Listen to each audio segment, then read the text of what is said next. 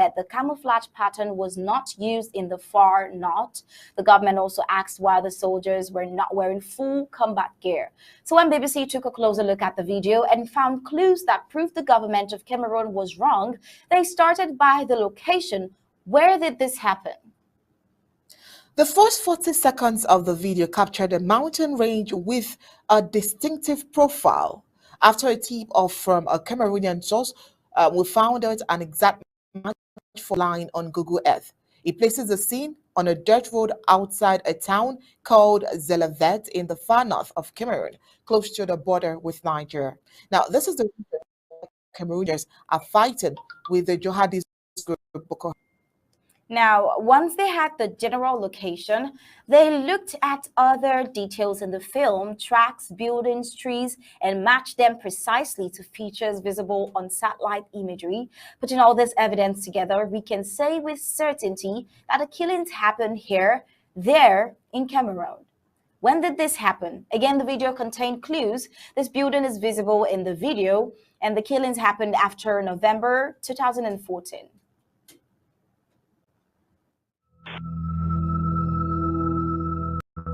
This looks like the kind of dusty, anonymous track that could be anywhere in the Sahel.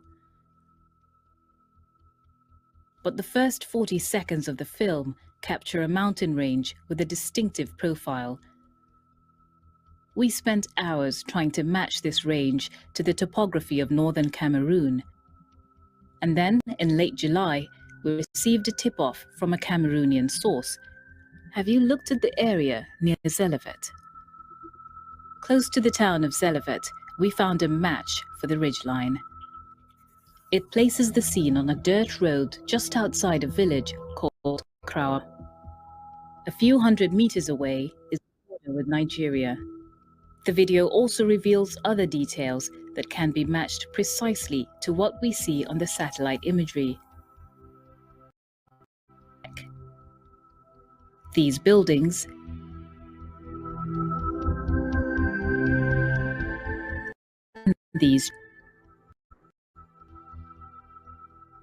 Putting all this evidence together, we can say with certainty that the killings took place here. Less than a kilometer away in Zelevet, we found this compound and identified it as a combat used by the Cameroonian military in their fight against Boko Haram. Exactly when the killings took place is, at first sight, harder to say, but again, the video contains clues. This building on satellite image, but only until February 2016. The murders must have happened before that date.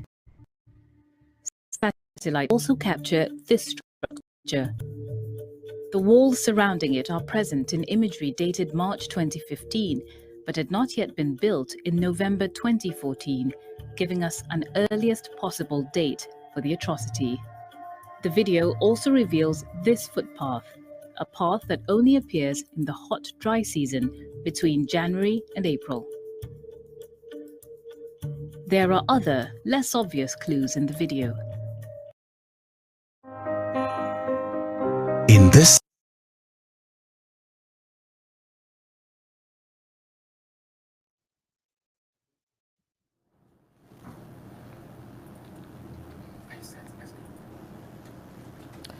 The government's July statement claimed that the guns seen in the video are not those used by the Cameroonian troops, but this is a Biya-made Ceasefire M21.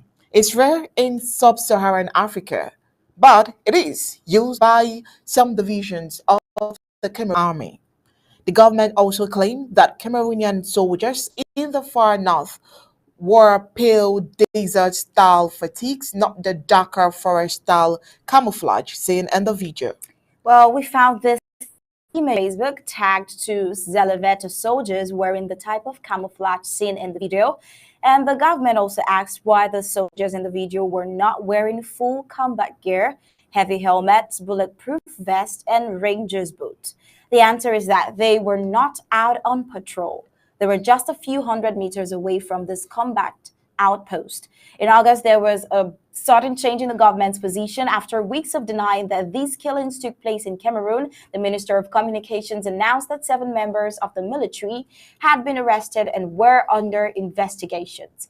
Now, we have identified 3 men who actually pulled the trigger. One of them is this man introduced in the video as Chocho. The BBC also spoke with a former Cameroonian soldier who asked not to be named. The men who murdered these women and children.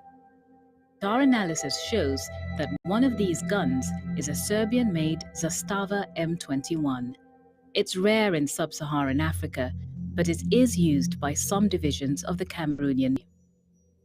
Bakari also claimed that a close examination of the video shows the soldiers wearing colorful forest-style camouflage.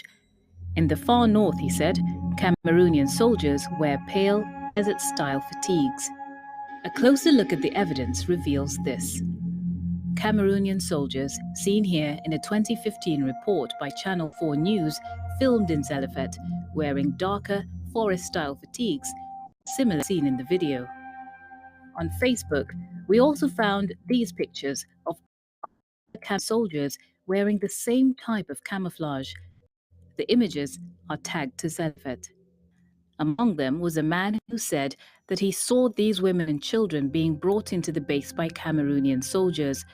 A short while after they were led away, he said he heard gunfire. In August, there was a sudden change in the government's position. After weeks of denying that these killings took place in Cameroon, Bakari announced 7 members of the Cameroonian military had been arrested and were under investigation. Our analysis has identified 3 men who acted. One of them is this man introduced at the start of the film as Chocho. We found a Facebook profile that links the nickname Chocho to a soldier called Syriac Bitiala. A Syriac Bitiala is among the detainees named by the government, who confirmed that this is Chocho Syriac Bitiala. At the end of the film, we see him again, blindfolding the little girl he's about to kill. A few seconds later, he draws his weapon and opens fire. Right, he confirmed that this is Chocho Syriac Bitela at the end of the video. We saw him again blindfolding that little girl that he was about to kill. Now, a few seconds later, he drew his weapon and opened fire. Well, we put these findings to the government of Cameroon's La Republic du Cameroon, who said that 7 soldiers have been arrested and imprisoned while under investigation. Now, the 2 women killed outside Zelevet received no trial at all.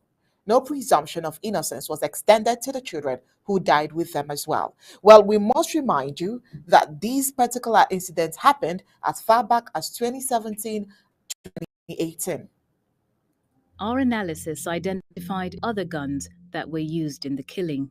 One of them was in the hands of this man. We see him here blindfolding the woman with the baby, seconds before the shooting starts. Our military source identified him as Barnabas Gonoso.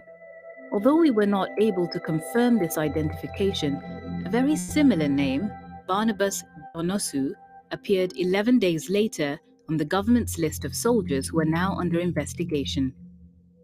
The third weapon using is the Zastava M21 we saw earlier. It is in the hands of a man introduced in the video as Second Class Cobra. So who is Cobra?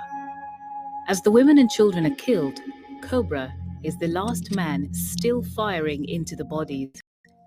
One of his colleagues calls out, "Tsanga, leave it, they're dead." When he still does not stop shooting, they call out again, "That's enough, Tsanga, that's enough." The name also appears on the list of men under investigation, suggesting that Cobra is a nickname for Lance Corporal Tsanga.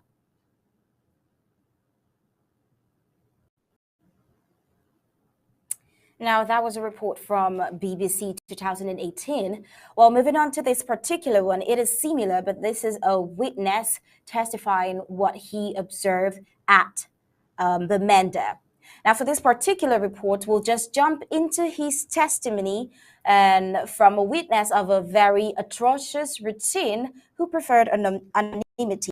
He says that about 2 years ago, he wrote about the brutal execution of young boys being carried out in the airport that hosts the La Republic occupational terrorist forces, the BIR. He says, I reported the wailings and loud cries that were heard every day by the neighboring villages around the airport, just like pleas that are often witnessed in horror movies with who were about to be hanged or hacked to death. These cries were coming in the night about 8 p.m. from young boys who have been captured and taken there and were being conveyed to be executed at night. And as the inhabitants of the area vividly described, often after those loud cries of pleading, the next 5 minutes or so, you will hear loud gunshots and the voices would go silent. You can imagine, he says. Now, unfortunately, after reporting about these genocidal execution center 2 years ago, none of the so-called Ambazonian leaders did a follow-up for the international human rights bodies to stop their executions in their horrifying concentration camp. Says, I remembered that when I reported about it a few weeks later, a group of researchers from the University of Toronto, Canada, contacted me to give them details. I took their contract and sent it via an activist who was wielding a position in the interim government of Sako, who was the president. He says this was because I wanted to show some courtesy to hierarchy, but guess what? These persons did not contact those researchers in the University of Toronto. And unfortunately, the executions have gone on and on in that airport since then. He says, can you imagine how many young boys have been killed since then?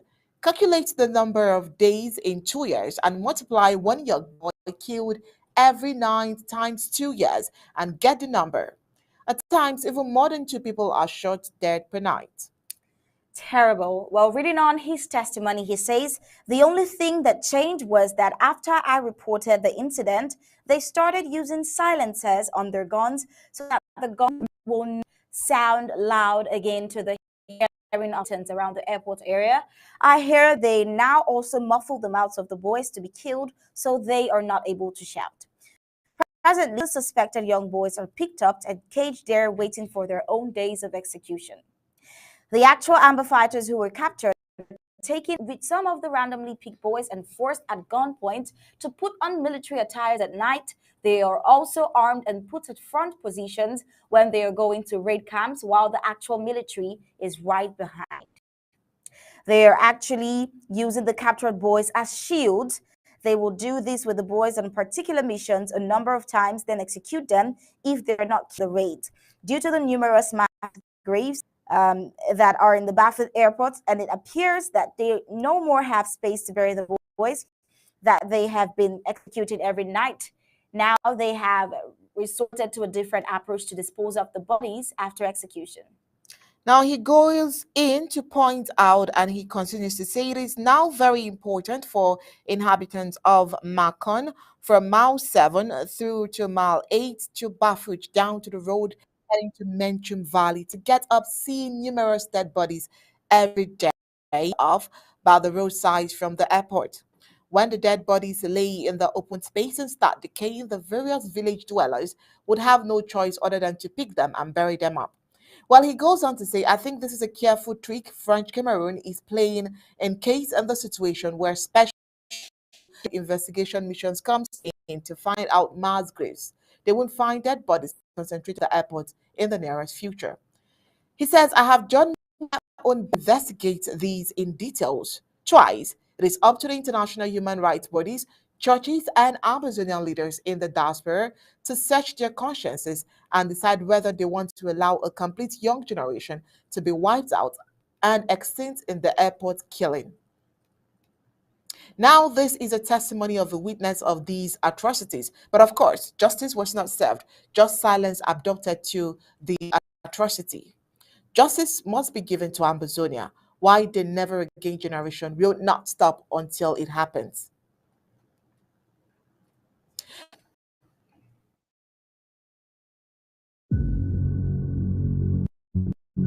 We the people ABC Amber TV, Ambazonia Broadcasting Corporation. The voice of the voiceless, the voice of Ambazonia, connecting the world from Africa with untold stories, Africa's best.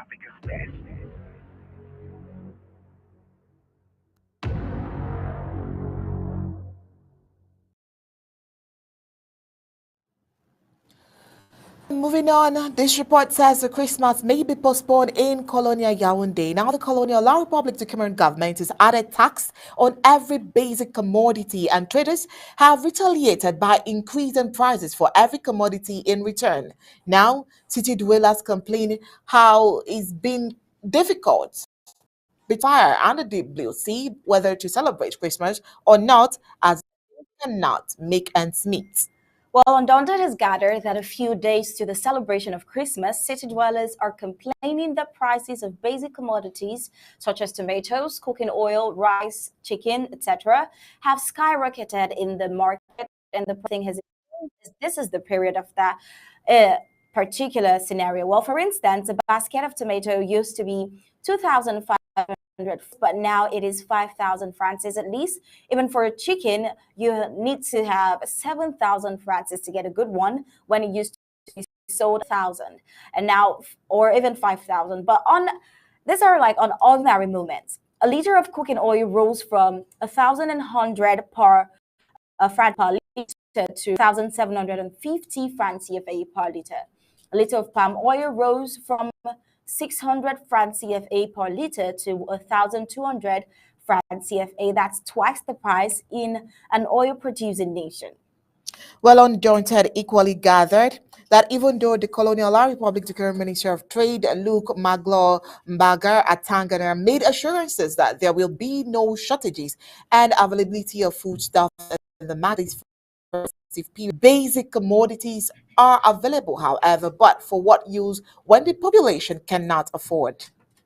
Well, workers complained that at first they used to benefit what was called the 13th month salary, just some sort of motivation to help them celebrate end of year festivities. But today, the opportunity has been scrapped because La Republic of Cameroon cannot stand again on its feet financially, and that has made life more and more difficult for its workers, as they can hardly make ends meet. Well, while La Republic of Cameroon may not be celebrating Christmas, Ambazonia refugees have already celebrated. Despite the war and inconveniences, the Department of Women's Services were able to put a Christmas outreach program together with the refugees in Ambazonia. Well, the event took place on Sunday, the 18th of December 2022. The program kick-started with the SOS for Women's Services patients given the opening remarks. Thereafter, she gave a space and introduced the MCs who were Ma, Ima, and Dali and Mabati. They served as moderators as well. It was a Zoom on ABC Amber TV as well as celebration over there. Well, the celebration was for the refugees in ground one, and in front, it was a night of hymns and admonitions. Stories about Jesus and his birth, as well as the reason for the season, were told as well. Pastor Victor gave the prayer. There was time for admonition and charges from pastors in the house, actually. And on the other day, the refugees were excited about the event and expressed their joy through music and more dancing. Well, let's have a few of the fun that they had as well.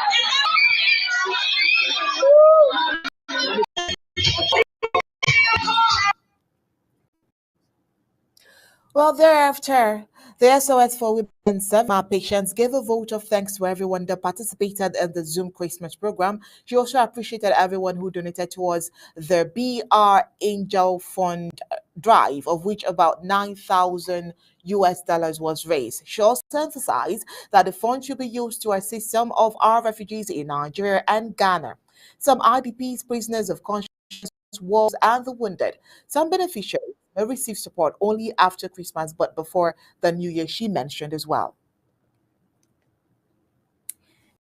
Moving on, another report for today. Bamenda city dwellers are tired of lies from the so-called Bamenda city mayor in-house slave Paul Achambong on the tarring of Bamenda city roads. This is something we've brought you. It is like there is no that tar roads will ever be seen again on the roads of Bamenda. Knowing that Southern Cameroonians prayed to have good roads, La Republic du Cameroon, through the colonial delegate of public works, has started putting economic tar on Bamenda city roads. The dirt we told you about. Whom are they deceiving, and for how long will this last? Well, commuters in Bamenda woke up this past Sunday, 18th of this mixed feelings as the illegal Northwest Regional Delegation of Public Works started works on the urban road. Well, they have started the double surface drive and from Nali Junction to Ngeg Junction. Now, speaking in an exclusive chat with Undaunted, Colonia Ngwimbi Paul, the so-called regional delegate of public works, hinted that the works will be carried out to minimize the dust in the city of Bamenda. The streets have really been since the pothole with, and this caused the illegal delegation to water the roads at least twice a day. But a few hours after, with the heavy traffic and all the roads become dusty all over again.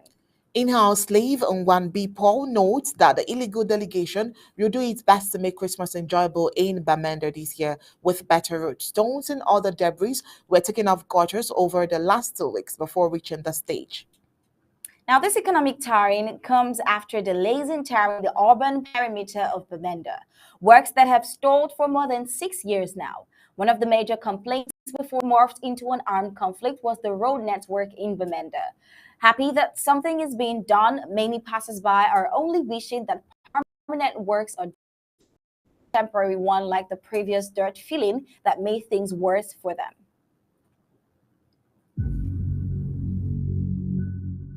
We people ABC Amber TV, Ambazonia Broadcasting Corporation.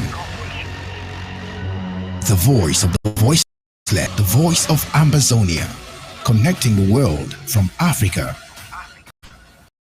Untold stories, Africa's best.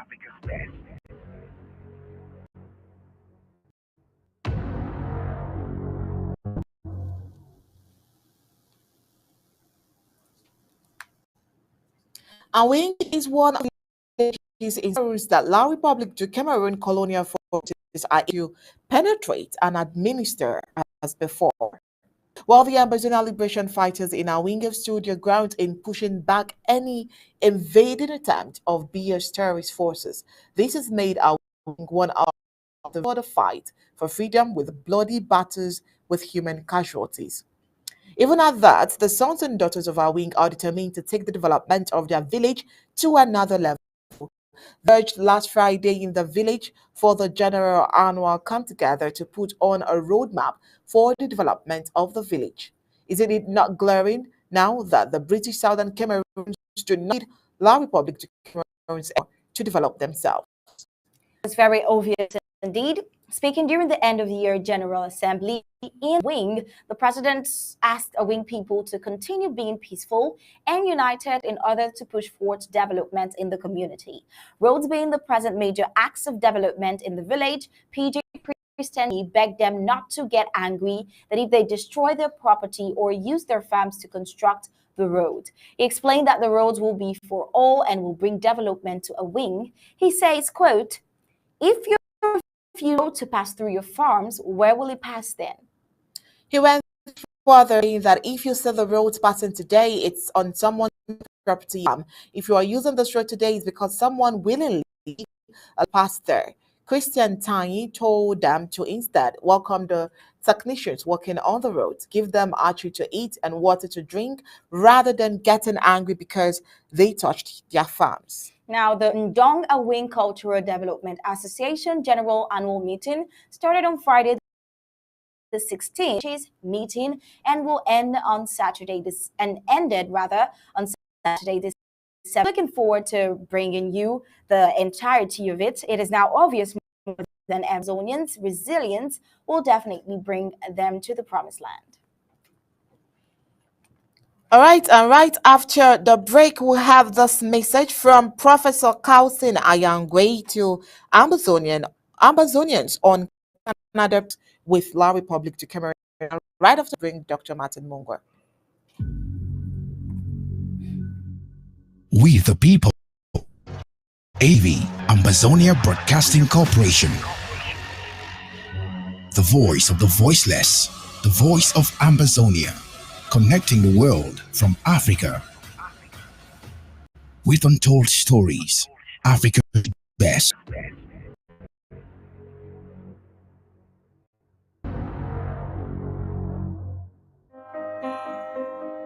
In this season of festivity and cheers, we celebrate knowing that despite all we are still standing stronger than ever. So, from all of us here at Undaunted ABC Amber Television, We say compliment of the season. Wishing you a very, very Merry Christmas in advance.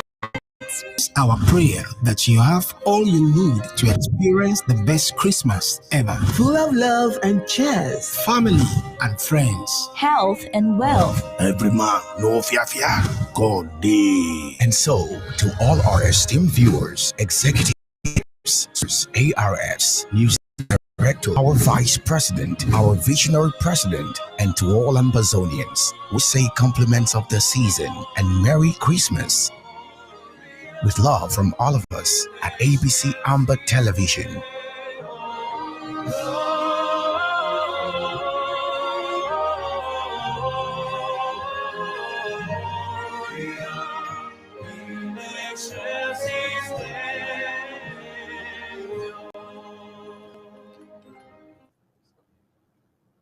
Right, you're welcome back. And just in case you do not know, there is a whole lot of controversy going around the Canada pre-talks with La Republic du Cameroon. Well, Professor Carlson Ayangwe had something for us here. We'll go through it briefly. Right, he says, I just want everyone to keep in mind that up until now, Canada has been about pre-talks. The focus there has been to get the wily enemy to commit to good faith negotiations aimed at a peaceful resolution of the conflict, addressing its root causes. At the center of Ambazonia decolonization question, and it says, we have not yet got to the stage of negotiations. And even at that stage, it is not going to be an easy road. He says, I appeal to all our people at home and abroad to be united in purpose and ironclad determination. In that way, we do not open our flanks to the enemy. Okay, he goes on to give a second appeal to Amazonian experts in various fields to own their expertise. They should be on standby to be called to national duty to give off their expertise on various issues that require expert knowledge and experience in the course of the negotiations. For starters, he says, I get that we need a data bank of experts indicating clearly their qualification and experience and field of their expertise experience. During negotiations, we must be able to call in our experts on any matter that crops up and which requires expert knowledge to enable us to make the compelling argument on that issue. For example, is the issue of energy or of resources were to come up, we will need experts in energy or resources, as the case may be, to provide us with the necessary technical knowledge that will enable us to frame our arguments in a way that buttresses our position. We may not have experts in all the fields likely to come up. In such a case, we will resort to expertise from outside. In any event, we could always get our experts to work together with other experts in given areas. Well, he goes on to say, we don't understand who mandated Prof. Ayangwe to speak for Amazonians. Well, that's one of the questions we are asking. As a man from Momo County, Prof. Ayangwe should know that no one can give the hand of another's daughter into marriage. Another one is, the simple question here is, where is Ayangwe fighting? Can't be spending sleepless nights, raising funds all the time, drafting and all these into the home front. And Professor Ayangwe appears from the cities and is holding some meetings with the oppressor and dishing out, information that he feels is better for him. Well, God have Now, from our standpoint, whatever he's doing is not binding on us. He should be told in very strong terms. Without much ado, we'll ignore him and his fellow coup plotters. This is from based on what we know within the via Remy Ngono, Cameroon would meet Ambazonia as country versus country, not Cameroon versus self-styled groups created by La République du Cameroun. All right, and coming up,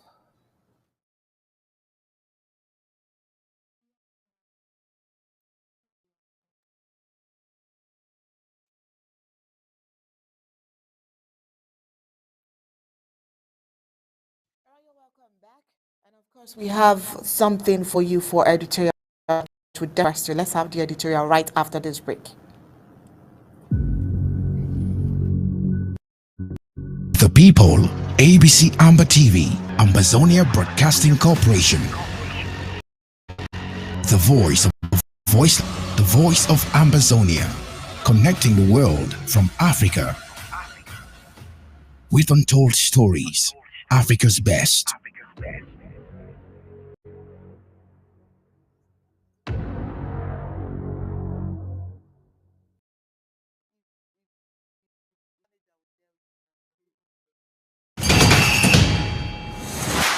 In our editorial tonight, interestingly, we're not bringing you concepts and wisdoms from one of our eminent, but from a comrade on social media who is in on Biya's shame. In his opinion, it wasn't Paul Biya's disgrace alone, it was all of Cameroon's. Who would disagree? Did Biya know the agenda of the Africa-America 2022 summit? What motivated Paul Biya of Cameroon to travel to Washington, D.C. for the Africa-American Summit? His gestures at some of the events leave us with many questions. To be invited at an international meeting and introduced on stage to address fellow heads of states, diplomats, and important American and international personalities on international vision, President Biya asked some embarrassing questions. One, he says, "Why am I the star, not me?" And he interpreted variously. Some say he asked why he was featured on the dais alone. Others know that the man is boastful and really believe he was treated like a star. With this in mind, his statement begs the question, what made Biya see himself as a star? As projected to stardom, as he believed himself a real hero. He failed to shine on stage as he was caught in further gaffes and sleeps. The subject of discussion was around new technologies, satellites, and space exploration. If Biya knew this was going to be on the agenda, could he not have brought a competent member of his government to talk on it? This betrays the man's inflated ego as he sees himself as assistant omnipresent who must head all departments in his country. It cannot be an exaggeration as President Biya has blurred all limits between powers in Cameroon. As head of the executive powers of the legislative mandate, Biya is the head of the judiciary branch as the chairman of the higher judicial council, and as the star that he believes himself to be, he is also supreme commander of the military. Now, the second question, he further asked, who are all these people? Many have been forced to ask the same question. Biya is blind, of course. The man is not blind. Right on stage, we could see a sharp-eyed Biya reading part of his statement without using his lenses. Now, it was after some he pulled his reading lenses from his chest pockets to read. Biya clearly has no problem seeing because he has sunglasses. Why did he therefore ask the question, where the people? It could be conjectured that Biya was under the influence of something only science might be able to explain in the future. 3. Biya pushes his bizarre questioning to ridiculous limits by asking, are there important people here? How ill-prepared was Biya for the whole event? Some are quick to conclude that President Biya was possessed by a spirit which was speaking through him. At least he could even look through the crowds to ascertain the caliber of the participants. He traveled to America with a powerful delegation comprising the Minister of Defense, Minister of External Relations, and many more. He knew that all those personalities and their counterparts from other countries would be there. As the topic of the day was not unique to Cameroon, presidents from countries would have been sitting in the hall to listen and present their own statements. 4, the protocol officer might be blamed when an embarrassed president be asked, am I speaking from here now and why? The world looked on in bewilderment, wondering whether Cameroonians were totally disconnected from reality. Or quick to say that Paul Biya disgraced himself. No, I say it is not true. The disgrace was for all Cameroonians. People have hijacked an entire nation, looting its wealth, sending ignorant youths to go and kill themselves while they make money over the blood and pain of the people, yet no one is bold enough to say enough is enough in order to save the country. Today, why do some people have the courage to say that Paul Biya disgraced himself? Fear and greed has turned Cameroonians into cheap and mean hypocrites. Who doesn't know that the chair of president has been vacant now? Who doesn't also know that the Constitution of Cameroon has a procedure to cater for such vacancies? Who doesn't know that Cameroon doesn't have a legitimate government but a hold-up government which is refusing to give way so that legitimacy and legality can be instituted in Cameroon due to greed and selfishness? Everyone, including international institutions, are aware of this fact, but they want to see the entire nation collapse under the ground before they start calling firefighters. This is a wake-up call for everyone. With a stake in Cameroon not to remain indifferent, what the world discovered about Biya's mental state reveals that Cameroon is a potential time bomb. If they are not careful with our selfishness and fearfulness, the people of Cameroon will act severely. Definitely a reasonable opinion worth looking into. Very interesting. Well, we've come to the end of this article from an SM comrade and also the end of for today. Didn't you find that insightful? Well, if you want more subtitles, kindly visit our website at www.abcambertv.com for more. Subscribe, become a club member, and a part of this winning strategy. Find out payment details on your screen. I am Star Smart reporting for Undaunted ABC Amber TV.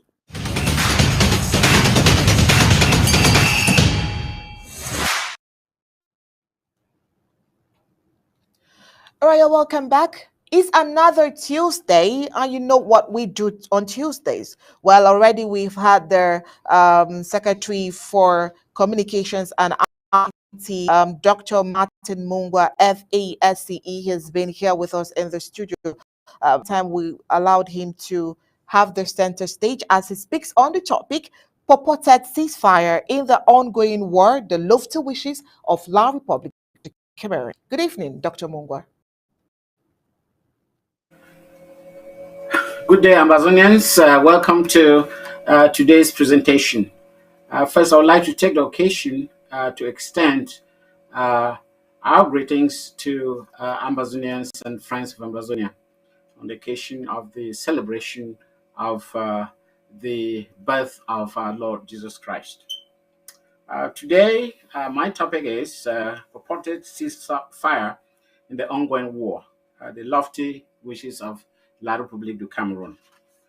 Dear Ambazonians and the international community, once again, on behalf of your interim government, we would like to extend a 21-gun salute to our great Ambazonia restoration forces in the home front for their bravery and their high sacrifices to earn freedom for the indigenous people of the former British Southern Cameroons under military occupation by French Cameroon and her protege France and other conspirators since October 1st, 1961.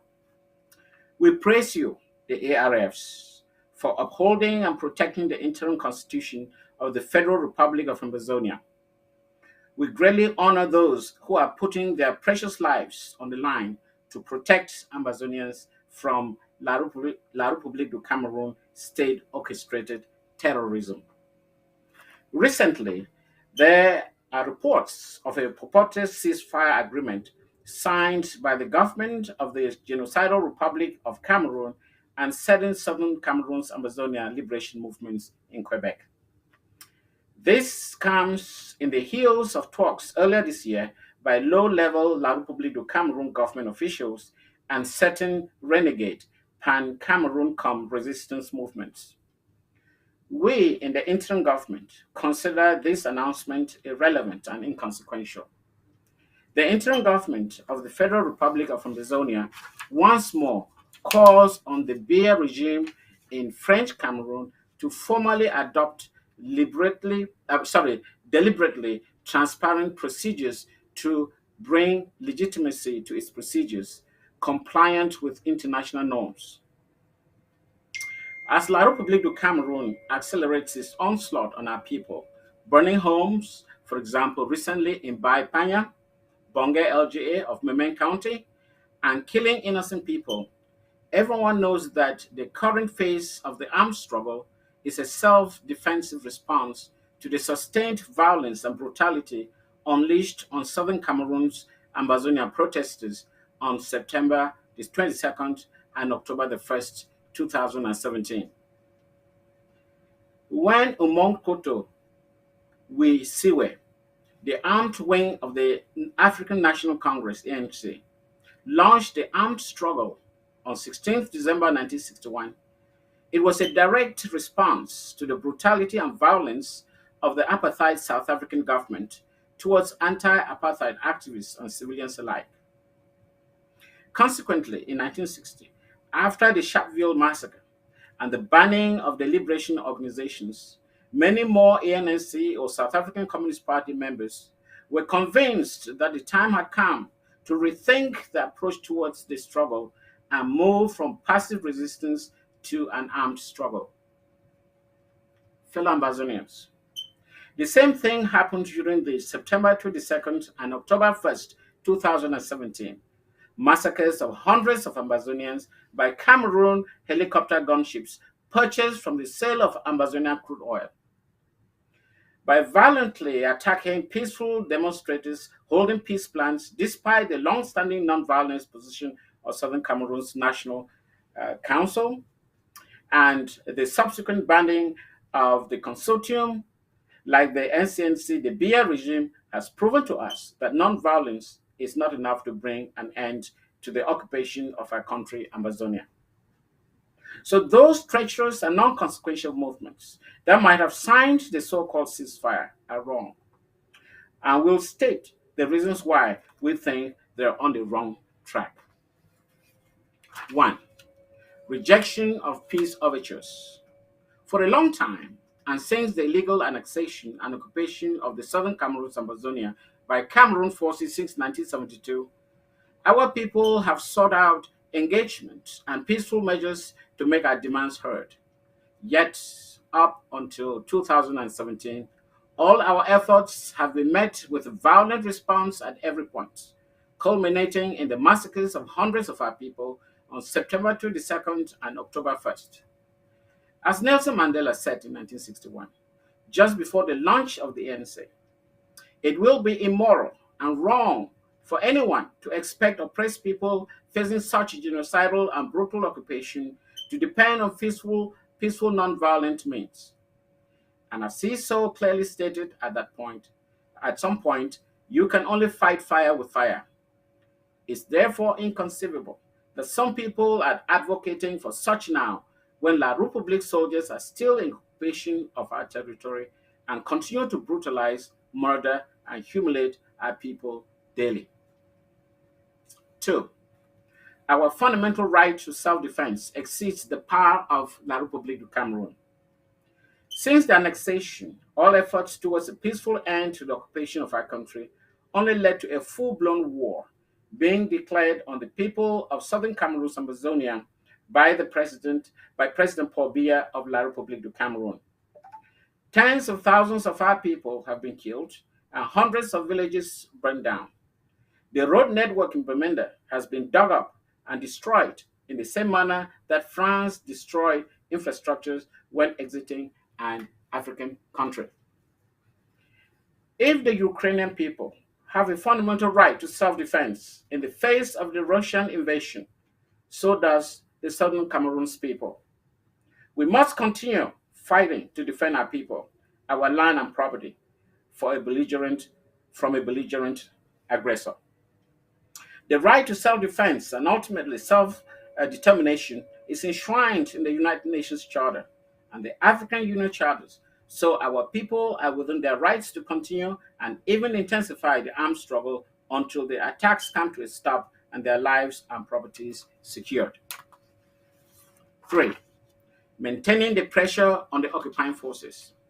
Since the annexation and occupation of our country that started in 1972 following the gradual erosion of the 1961 Federal Constitution that guaranteed a confederation of two equal states, the peoples of southern Cameroon's Ambazonia have engaged in various forms of protest and resistance, mostly peaceful, as a form of pressure on the occupier state.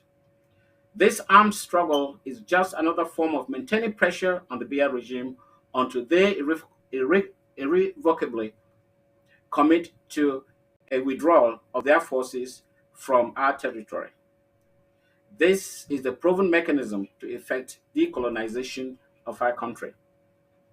4. Backing up our diplomatic efforts. Another reason why the armed struggle for the liberation of the southern Cameroon's Ambazonia must be maintained and even intensified is to support our diplomatic efforts and our advocacy. Only a determined armed resistance on the ground will convince the international community that we're serious and ready to fight and die for what we stand for, which is the unconditional restoration of our independence and sovereignty within secure international boundaries as guaranteed by several international treaties going back to the Anglo-German Treaty of 1913 and the Versailles Treaty of 1919. No country, or the international community for that matter, will take us serious if if we are unwilling to fight for our complete liberation and freedom. That's why for the past 5 years, the Ambazonia Restoration Forces (ARFs), under the able leadership of the interim government led by Dr. Samuel Komisako, has engaged the occupation forces non-stop and is ready to pursue the armed struggle in combination with diplomacy and other forms of advocacy until our objectives are met. 5. La République du Cameroon's attempt to split the resistance must fail. Infiltrating, dividing, and splitting the Ambazonian resistance has been a main goal of La République du Cameroon in their attempt to defeat us militarily. Rather than engage with a legitimate government of the peoples of the southern Cameroons led by Dr. Samuel Komisako, as willed by the international community, and notably the bipartisan United States Senate Resolution 684, the Cameroon government finds it convenient to create and engage splinter groups with no following on the ground and even significant fighters to give the international community the impression that Ambazonia restoration resistance is split with a majority in favor of a ceasefire, while insinuating that the struggle is losing public support and coming to an end. That's why the interim government is standing firm to let the world know that the majority of southern Cameroon's Ambazonia supports both the interim government and the armed struggle. Hence, Ambazonians are ready to fight on until there are international guarantees and the proper arrangements for a durable ceasefire that does not contradict our long-term strategic goals. And 6, our core objectives must be met before a ceasefire. Those elements within the Ambazonian resistance pushing for a ceasefire now must have ulterior motives in mind other than achieving the total and unconditional liberation of our country, or else they will not be asking for such when there's no clear commitment from the occupier La République du Cameroon towards total withdrawal and ultimate recognition of our independence and sovereignty. Such a ceasefire, as a precursor to any meaningful negotiations to end the conflict, must be guaranteed by guarantors from the international community. We demand a complete withdrawal of Cameroon forces and administration from our territory, a peacekeeping force, and a buffer zone created to protect our people from attacks from the genocidal forces of Cameroon. Therefore, we must continue to remember that we knowingly engaged in a resistance war with clear thinking behind that decision. That's why we must be very cautious with our spurious offers from the enemy. All southern Cameroonians and Ambazonians are reminded to stay focused and resolute and to continue to stand by the interim government led by Dr. Samuel Ikomasako, and remember that the armed struggle is being maintained for clear political and strategic objectives, including a means to maintain ground pressure and increase the cost of occupation for the enemy while a diplomatic solution is pursued. Only when it's clear to us that such a ceasefire agreement serves our overall liberation goals and that is being implemented with international guarantees for the safety and security of our populations will the IG seriously consider such a decision and after due consultations with our people and relevant stakeholders. I would like to end today's presentation by quoting the great Frederick Douglass, who said, "Eternal vigilance is the price of liberty." For those who don't know him, Frederick Douglass was an escaped slave who became a prominent activist, author, and public speaker. Short live the revolution, long live the Federal Republic of Ambazonia. Thank you, and over to you. All right, thank you so much, Dr. Mungwa, for coming today. Today is another day for us to think and talk and dialogue here, hoping that the right channels will listen and understand exactly what we are talking about and what we are seeking for. All right, Dr. Mungwa, now, thank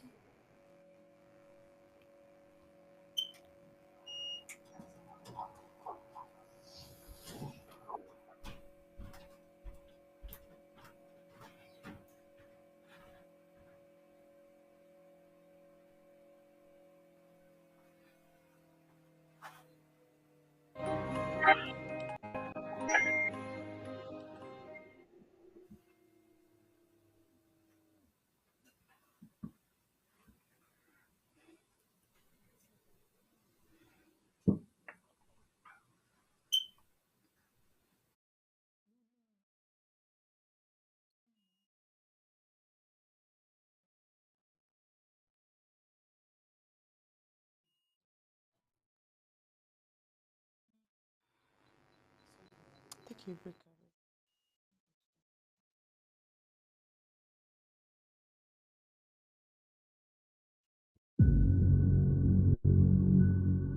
We the people, ABC Amba TV, Ambazonia Broadcasting Corporation.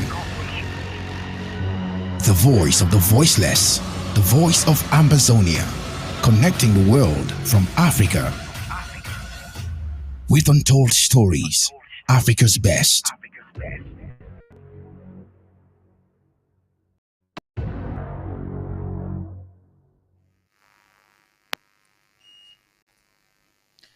All right, Dr. Mungwa, are you still there? Well, fellow Yes. Ambazonians, we sincerely apologize for that little break.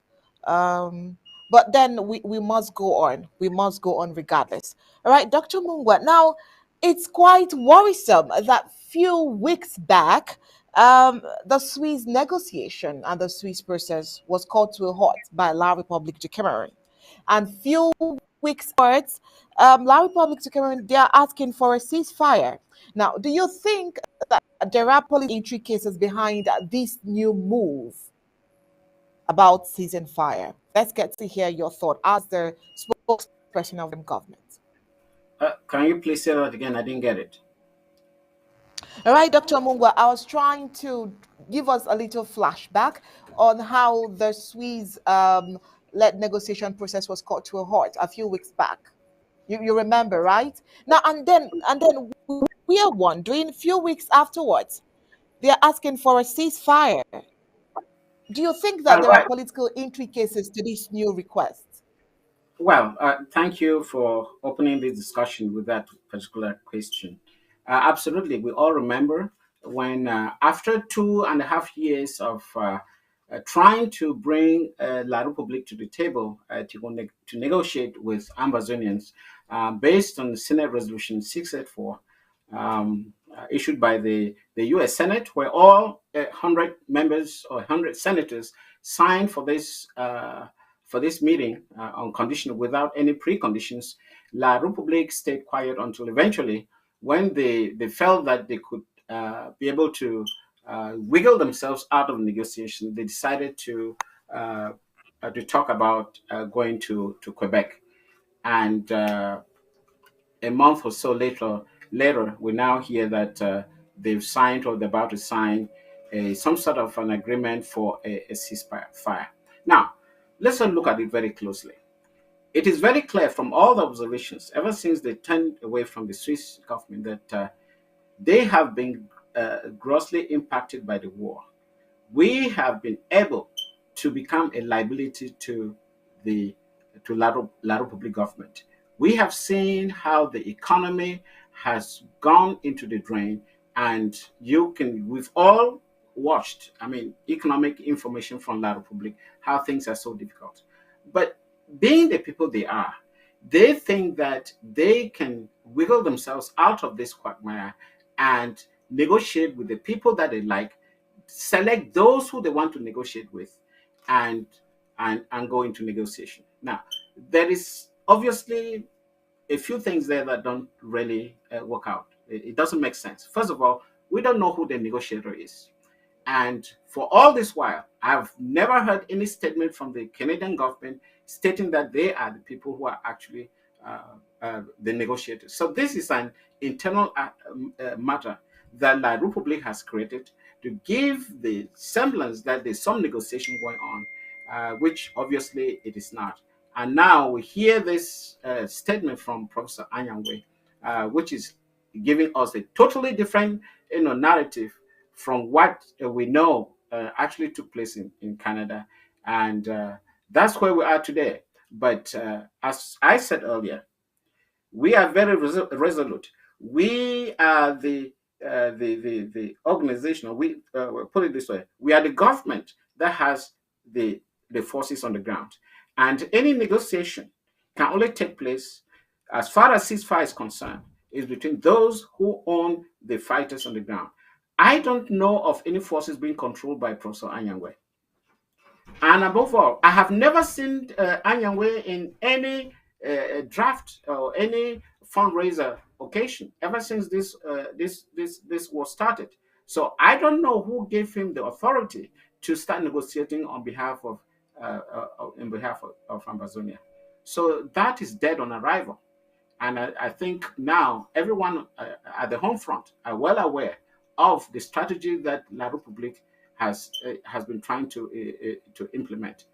They want to use us in order to solve their problem. And we told them from the beginning that they said, let us meet in Canada or in Quebec. We said, no, we cannot help you to solve your problems.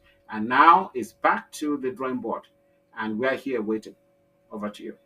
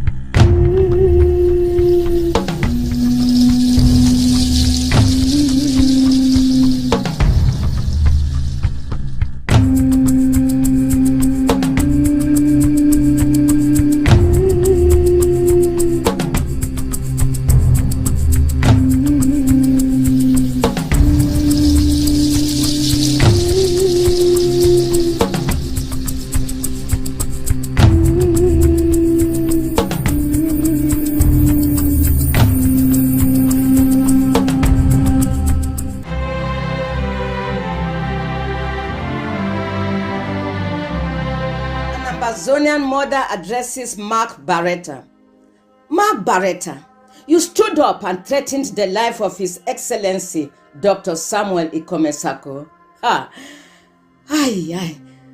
You spoke as the type of person that you really are.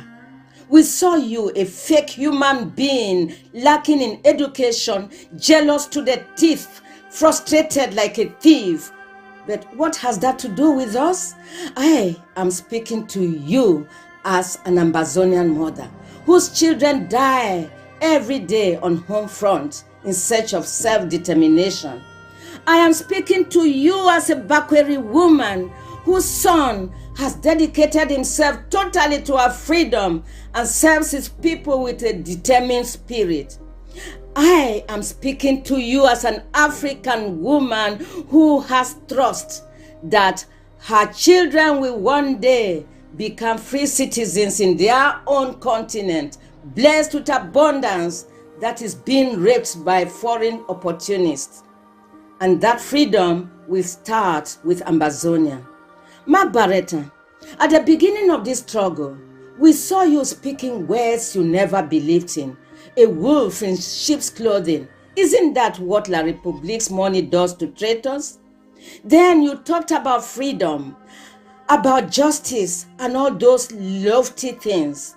Today, all you can do is to stir up a street fight and hire scoundrels to beat and to punch, to hit and to shoot at an Ambazonian son who, deprived of all comforts, is working heart and soul every day to gain the freedom of his people. Did I hear it well? You called the president of Ambazonia a black leg because your frenzied act of usurping his position did not work? Ask your leader, Chris Anu. We all remember the howls and the threats to his drugged and frightened followers cowering before him as he ordered them to throw justice to the wind and bring down Dr. Sako.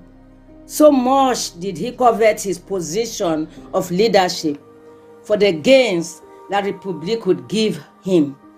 Like father, like son, you too disregard laws and regulations in order to carry out acts of sabotage, as your father, Christopher Anu, did. But His Excellency Dr. Sako refuses to accept your bribes to betray his people as you and your cabal do every day. Before this indefatigable son of Ambazonia, you look like filthy rags, and the stench from your mouth drives right-minded Ambazonians far from you. Yes, I understand you, Mark Baretta. You really cannot stand Dr. Sako because that which is good in him puts you to shame, doesn't it? And since you cannot destroy it, you want to kill him. Baretta, you are exposed. The worms of jealousy that are writhing within you can no longer be concealed.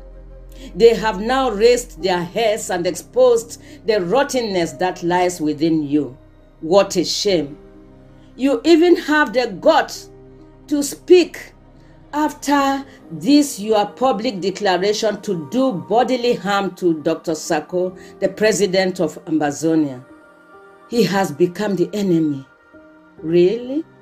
Right? Since you are being fed by the hand of the real enemy, La République. Let me tell you, talk about your president, Christopher Anu. He is the black leg. We saw him trying to usurp power, bo all over the place, destroying people's reputation, then finally making a seat for himself, which God has not given him. He is the impostor. Talk about him, Mark Baretta. You have ignored Chris Anu, the man with the dead conscience. No, talk to him. We have nothing to do with him. Because when you are not chosen by God, you cannot achieve. And that is why your president, Anu, cannot achieve.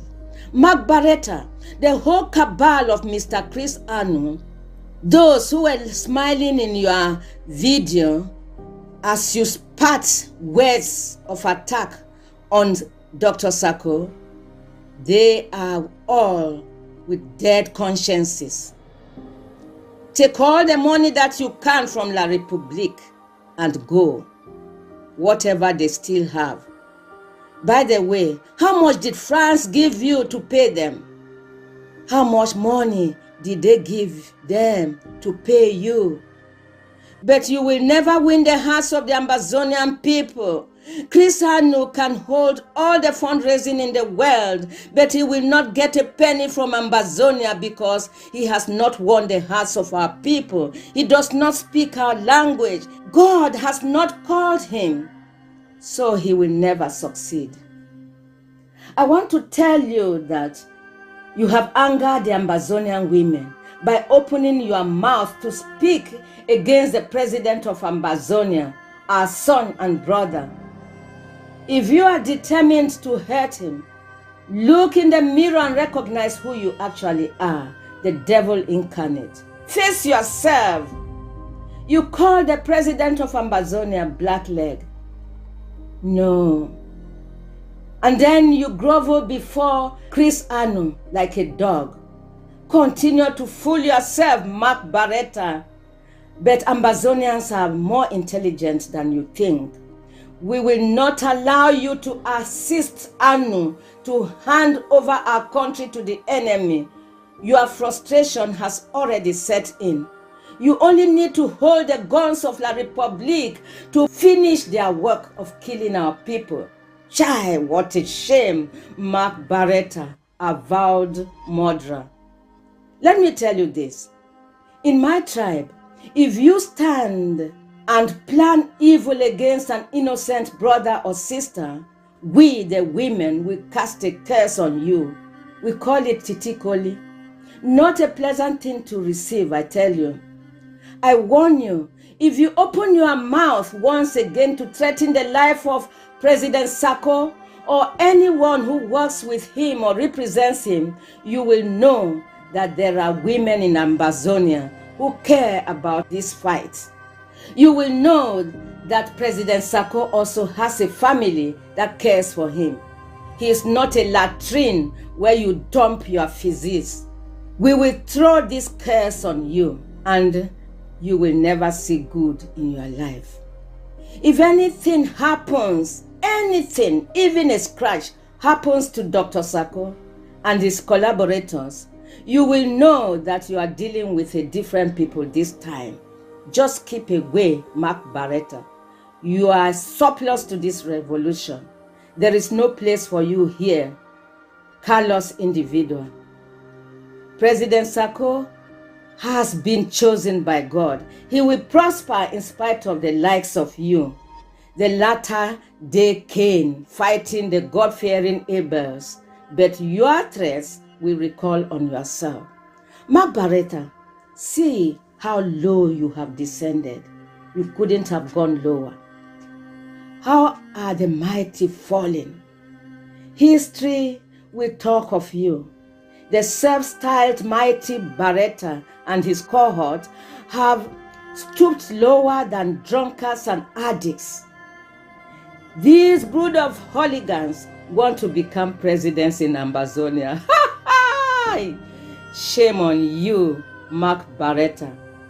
The pages of history will talk of you, the frustrated, jealous hypocrite who sold his country for money, then called his dogs to bite the determined Ambazonians fighting for this freedom. Shame on you, Mark Baretta.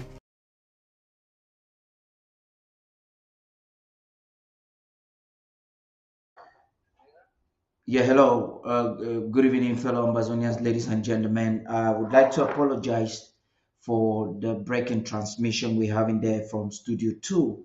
I was not supposed to come on live now, but I guess it was imperative that I would have to fill in the gap so that we would have Dr. Mungwa enhance this discussion. Without any waste of your time, I understand that before the break of this program, Dr. Mungwa was talking to you on the Swiss-led mediation, and it's quite imperative that we continue the discussion along those lines. Good evening, Dr. Mungwa, once again, and you're welcome. I understand you were talking in generality on those who are actually or purportedly representing the peoples of Amazonia in Canada and to an extent attempting to sign a ceasefire. I don't know if you've seen the article we just presented on the news a few minutes ago with Professor Carson Anyangwe trying to justify in his rhetoric claiming that he's talking on behalf of Ambazonia. But the question would be, who gave him the audacity to talk on behalf of the nation of Ambazonia at that level? Please, you may want to chip in. Yeah, I mean, of course, it's a very simple answer. I mean, he is the person to tell us who gave him that authority to represent Ambazonia. Now, the direct connection between the home front and the interim government is the fact that they support the ARFs. We have had over how many years? 2, 3 years of drafting to support our self-defense at the home front. And the fact that up to today, people have been making overwhelmingly supporting us in financial terms and to enhance our defense capability at the home front shows that we represent the aspirations of our people. That is a clear connection, and that's why during in the Swiss-led process, Ambazonia was represented by Dr. Samuel Komisako, the president of the interim government.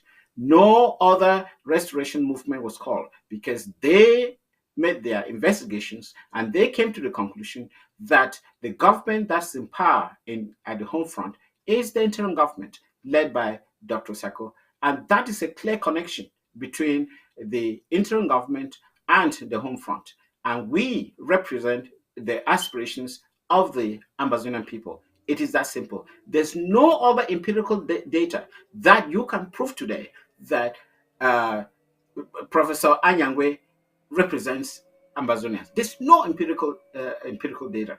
Let him show it to us. He went to Quebec with no agenda. We don't know what was on the agenda. We don't know who was on the side of La République du Cameroon. We don't know who was on the side of the so-called Ambazonian representatives. They took people by night and they appeared in Canada. And we don't know the number of meetings they held. We don't know if the Canadian government was the moderator because we have never seen any official documentation or any publication stating that Canada was moderating this, was the mediator, was mediating these talks. So we can draw that conclusion that whatever Professor Anyangwe sent to the press is of no binding to the people of Ambazonia. And that is very clear. I hope I've made the point clear enough. Over to you. I think I like the word empirical. You see, there is something I would like us to question when it comes to the moral integrity of Cousin Anyangwe. First of all, you have a Cousin Anyangwe that will mastermind the Zara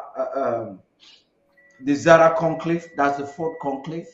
He would be among the masterminds who drafted the interim constitution, and he would be the first person to defy that constitution. Cousin Anyangwe's behavior from when Sisiko Julius Ayuk Tabe that he engineered into abduction in Nera Hotel, his behavior has been questionable, very ununderstood. So we have Cousin Anyangwe, as I speak to you, not being honest to the people when it comes to execution or what he's loyal to, defiling the very principles he advocated for, appearing all of a sudden in Canada and presenting a framework. Perhaps you want me to read a framework that he's Let given. me inject a few things there before you continue. Yes, go ahead. Ambazonians should understand this. Sisiko Ayuk Tabe was never involved in the raising of funds and the self-defense that we are actually doing right now. And so does Professor Cousin Anyangwe. So he has the whole idea that we've been able to defend ourselves for the past 5 to 6 years has nothing to do with Sisiko Ayuk Tabe. No, Cousin Anyangwe. So where is he coming from to represent our views? This is very important for Ambazonians to understand. La République du Cameroon went and kidnapped the Nera 10. That is the group that Cousin Anyangwe is part of. And ever since they were captured in Nigeria and they're now in La République jail, Cousin Anyangwe has absolutely done nothing. And you have to understand the modus operandi of the La République government. They always want to take the leaders and make sure that they deal with pseudo leaders. They don't want to deal with those who are actually they're powerful enough to stand against them. And this has been a principle that I believe Biya, having spent 40 years and thinking about making himself an emperor, read the history, the life, and the life of Bonaparte. If you look very clearly, you discover that he's been following the footpath of Bonaparte. For anybody who has been able to read the history of this French villain, it's Bonaparte. And that's why he didn't hate it. He was able to go around Toussaint, the guy who actually fought against the French, and brought in Desailly in order to negotiate with them. And that's what happened. And Biya has been reading this history, and he thinks that he can implement that in Ambazonia. It's not going to work. And that's exactly the path they are trying to do now, to take somebody who is totally clueless on our liberation effort to negotiate with. It's not going to work. I really don't think that what they're trying to do is a negotiation. It's more of a compromise, because these are individuals. Do you think, Dr. Mungwa, that Anyangwe is not knowledgeable enough to understand that firepower on the ground is the best way that Ambazonia can sit in any negotiation table? He understands it, but he's spineless. You have to understand this. He's spineless. He does not have the strength to strategize on a military basis. He may be a wonderful teacher. He may be a great professor, but he doesn't have the strength to strategize, to liberate the country. And let us not be fooled by diplomas. We should not. We have to look at actions on the ground, what people have been able to sit down and discuss in the heat of the moment, when things are going downhill, when they were killing our soldiers every single day like flies, when Dr. Sako sat down and talked about Lava Storm 1, Lava Storm 2, Lava Storm 3, and we're able to disrupt enemy incursion in our territory. And that's what turned this war. It was not about being a professor. It was not about even having law degrees. It's the strength of your character, the strength of our mind. That's what Dr. Sako was able to accomplish during this very difficult moment. And nobody in the CCs who come could have done what he did, because they were not for any armed struggle. They were there to negotiate with La Republique, take some money, and come back as one Cameroon. From day one, Dr. Sako has made it very clear, we cannot be part of one Cameroon. It's not going to work. Now, the question whether or not they were for self-defense is an answer that every Ambazonia has. Now, they are justifying, after the successes of Dr. Sako, their justification is that their policy at the time was plausible deniability, meaning getting involved with self-defense at the background. I remember having this discussion with a couple of scoopers at the time when they were also trying to split, like the Coopers faction of today. And they were claiming that they had defense, but it was not supposed to be the interim government.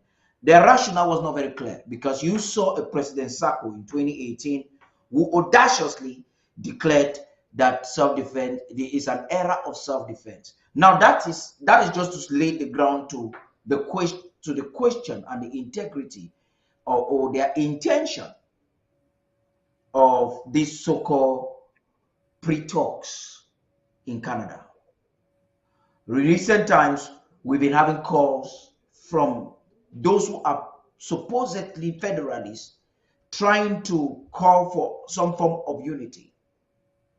But these are the same people a few days ago rejected the Swiss-led mediation that was the most categoric platform that Ambazonia has ever been. Don't you feel some kind of the handwriting of La République du Cameroun using them to channel us to an expected end? Of course, absolutely. And it could be unexpected end anyway. They have been shifting position. Why would they decide to go to Quebec to come back and tell us that they are fighting for independence, when that is exactly what we've been doing ever since Dr. Sako was president of the interim government? Why did they decide to go their own way just to come back and tell us the same story? Of what use is that, whether from a mathematical point of view? How can you split a group and assume that you are stronger than the whole? I think that's just logic that Ambazonians have come to understand, that these people have literally trying to use our struggle as a means to prostitute with La République du Cameroon to gain some financial reward as a result. We are not here. We have never shifted our position from the day Dr. Sako was president of the interim government. We have stood by our word. Others are going and coming back, and we don't even know where they belong. They are just behaving like chickens with their heads cut off. At one point, they announced to us that they will be meeting with La République du Cameroon. The next moment, they say, no, they are not meeting with La République du Cameroon. They want to go for independence. They have to make up their mind, because Ambazonians are watching. As I have mentioned here on many occasions, we are only here because Ambazonians support us. And that's why the proof of that support is that whenever we go for any fundraiser, they show up and they give their money, because they have the faith in us, because they can invest in us. Because investing in the interim government is investing in the independence of Southern Cameroon. It's investing in the sovereignty of Southern Cameroon. It's investing in the future of their families and their communities. You cannot say the same for the other splinter groups. When they go out and have secret meetings with low-level government officials, this is very, very clear. And I hope people like Professor Anyangwe, whom I've known for many years, we were colleagues at the university, so this is not somebody I saw him on screen. I've met with him before. And I have lost total respect for this man, because when he started fighting for Ambazonia, he was one of our shining stars. But what he has gone into recently, I don't know where he's getting all this, where he's getting these ideas, and why has he suddenly turned away from defending the same country that pushed him into exile over 20 years ago.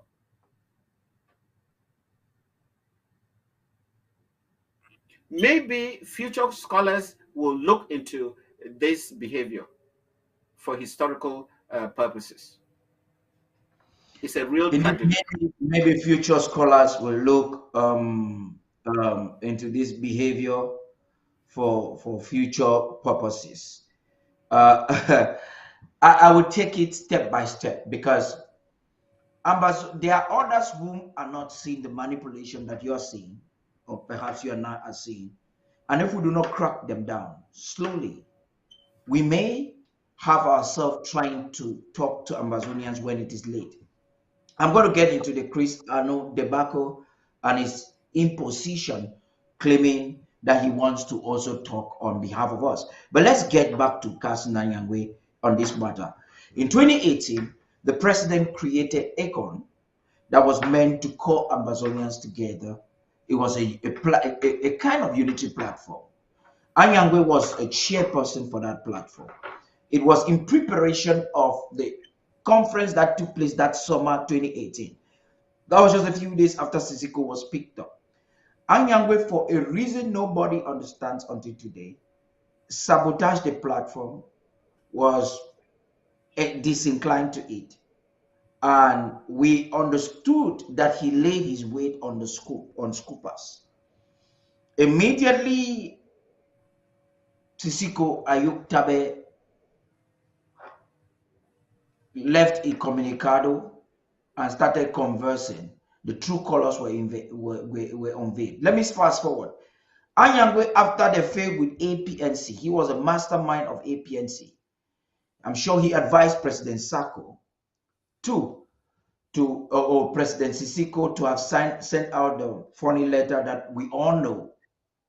I'm trying to find out what could be the reasons that Anyangwe will do it? Is it to hide whatever happened at Nera Hotel?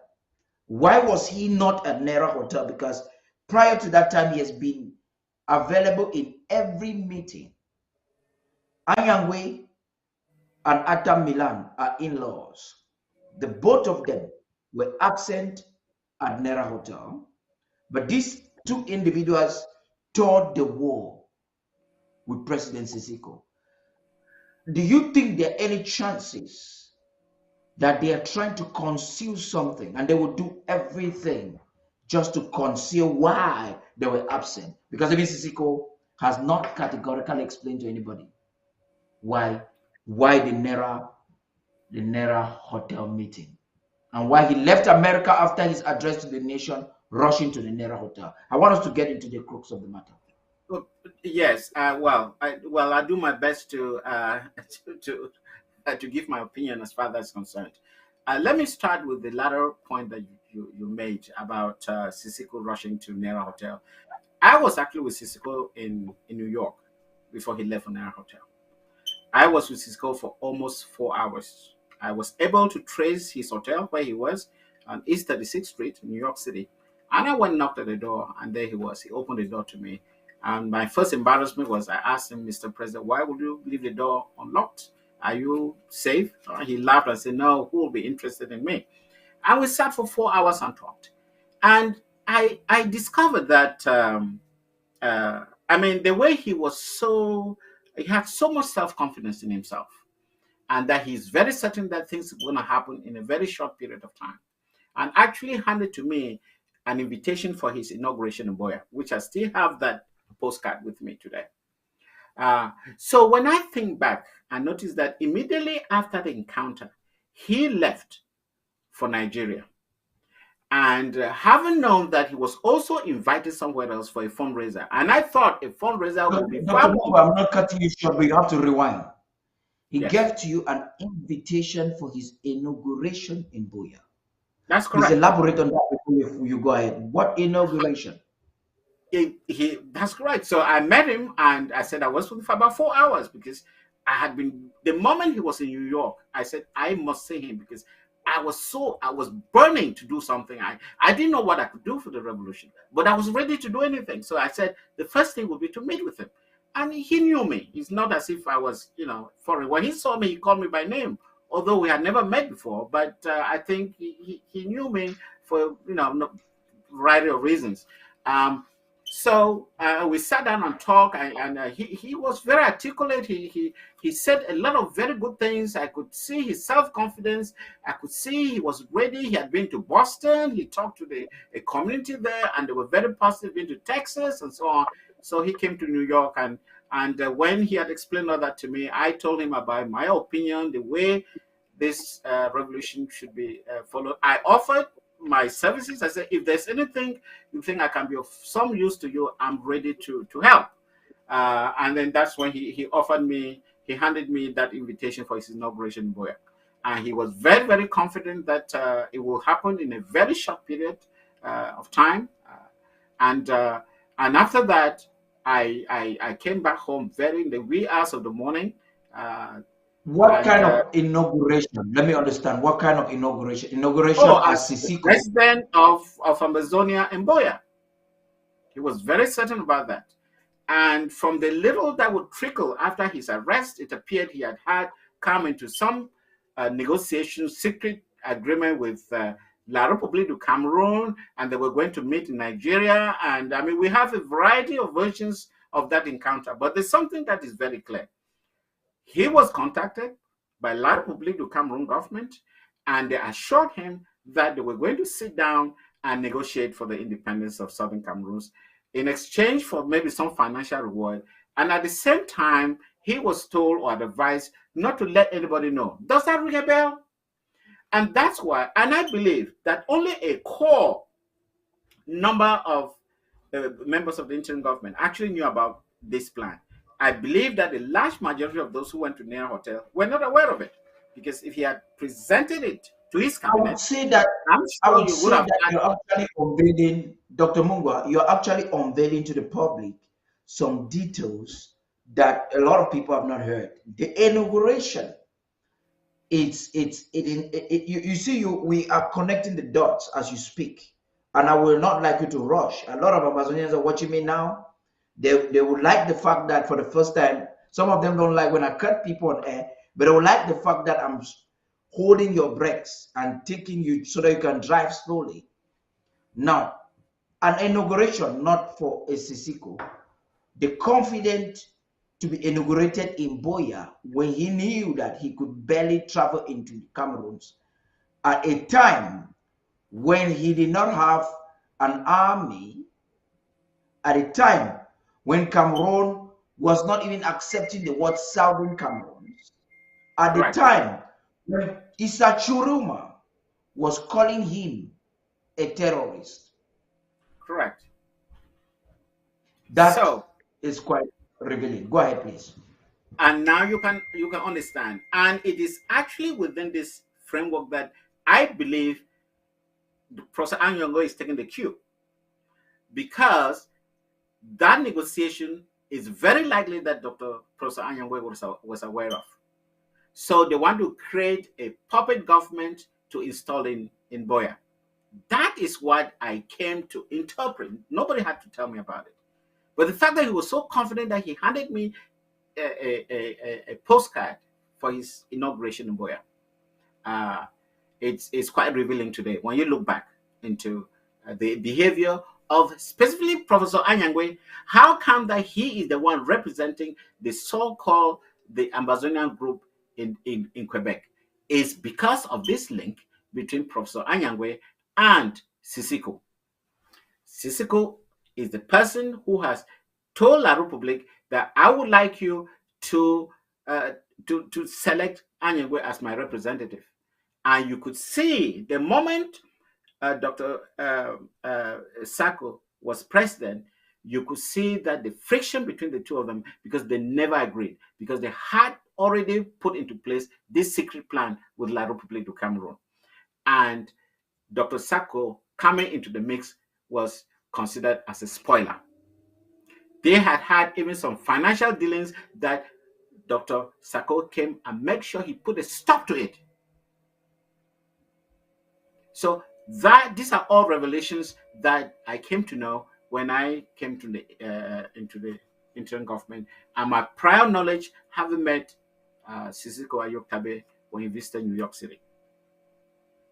So these are real facts. This is part of history, which I'm happy I'm sharing with Ambazonians today. Now, the beautiful thing about it is that you are not just sharing it as a third party. You're giving first-hand information, meeting him a few days before he went to Cameroon and was abducted, or went into Nigeria and was abducted. Now, let's fast forward, or let's bring it back again. Like I said earlier on, you have Anyangwe and Milan Atam are in-laws. In fact, they are related somehow. And these two were shockingly absent at the Nera Hotel. At this same Nera Hotel, even some participants were not very clear of the agenda of the meeting. Until today, when the president decided an investigation to be carried on,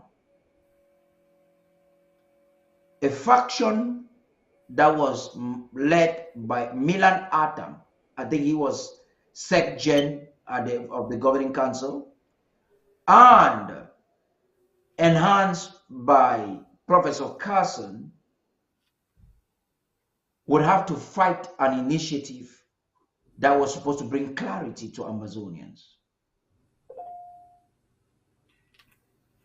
Until today, will it be right for anyone to think that they are collectively hiding something? Because the behavior of even President Sisiko, when he started speaking, was not understood. Dr. Mungwa, please. It doesn't surprise anybody that there is a lot of information that is being concealed by the Sisiko group. even as far as the finances go. This is an area where people don't seem to understand how irresponsible they were. And when you come to think that when you talk about the MTTB, my trip to Biya, and what happened afterwards, again, is still thanks to Dr.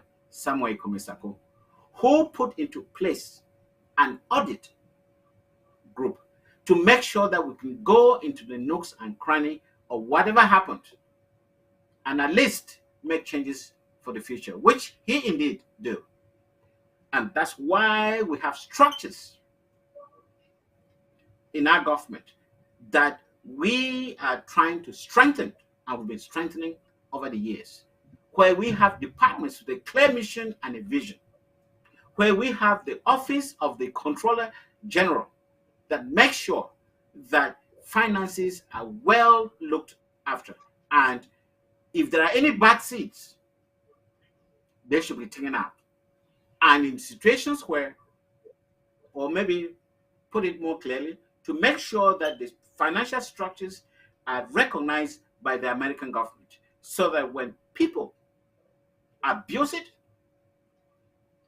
they are taken to jail or they are taken to court. And that's exactly what the interim government has done. And next month, a few will be appearing in front of judges to answer for the crimes against the interim government for their financial mismanagement. Misappropriation. Dr. Mungwa, we're going to get into those finances. Ambazonians that are watching us, yes, Ambazonians watching us on Facebook, particularly, have been blocked from share. Kemi Ashu has been blocked. I want you to share in groups. You know, Cameroon is fighting this platform more than any other platform in this movement. Sometimes they block me for reasons I don't even understand. When we use their words, I've realized when we use the word Biya, our page, they block it for no reason. Even if you just say Biya is coming to America, the high chances that they will just block it. I know what exactly is happening. The government has paid for that to be done, and it's so sad that Mark Zuckerberg will allow this platform to be politicized to this extent, and in defiance of international law, because a people like us, oppressed people, are protected by international law. And it is unfortunate that a global platform like this will want to shut our voices for any reason whatsoever. Now let's get back into the discussion, Dr. Mungwa. So share in groups, share, and make sure you share in groups on Facebook. That is where the impact is. You can share on WhatsApp, the impact is minor. Share in every group on Facebook that you find yourself there. If you share in a group and the group admin, that's my policy, and the group admin rejects your share, leave the group, because you are a benefit of that group. The group does not benefit from you. If they want you to be a part of their community, they should be able to take content that is of your own interest. So keep sharing. We're getting into something serious. Now let's come to a Professor Carson Anyangwe that is of zero integrity in recent days, sending out a message audaciously. I'll read some of the lines. Audaciously trying to dictate to Ambazonians a framework. This is, you Ambazonians have the knife and the yam to choose if this same person who masterminded the creation of the interim government will go backdoor into Comita's defunct deleted Restoration Council to dissolve the interim government after failing in the APNC. Today is presenting a framework after he sabotaged the Swiss. Let me read this. Dr. Mungwa will enhance it more. I read what Akas Nyangwe has the audacity to tell Ambazonians. So you're going to tell us if he's genuine or not. He says, I don't need to read from beginning. I take it from the third paragraph. He says, we have not yet got to the stage of negotiations. And even at that stage, it is not going to be an easy road. I pause there before I go into the next. What framework, under what banner did Cousin Anyangwe even get into Canada? As let me just speak like Nigerians. As what? Well, he went there Is to he? represent Yeah. Go ahead. Sisiko Ayutabe. Now, this is another part of history that people just seem to forget. When Sisiko was picked up, do you know that one of the people they had suggested that should take over the interim government was Professor Anyangwe, and he turned down that opportunity. And today he's showing up by the back door to be almost like a new representative of the Ambazonian people. How come? When they gave him the opportunity to take over the interim government when Sisiko was in jail, and he turned it down. You see the double standards? This is people have to notice this very, very carefully. Yes. He was Yeah. spineless, I told you. Look, the Sisiko Ayuk group, they thought that they can use the what they call the force of argument to gain independence with With the belligerent occupier. yes, that's, and Professor Anyangwe has thought that having independence is an academic activity, it's an academic exercise. It's not an academic exercise. It is not. And it needed somebody with the guts, somebody with the strength, and somebody with the conviction that this can only work through self-defense. And there's only one person who thought on that path, and that's Dr. Sako. Nobody else. And that's why Dr. Sako had to renew the entire cabinet, because everybody that had the Sisiko mindset thought having independence was an academic exercise. You have to sit down and give arguments to La Republique.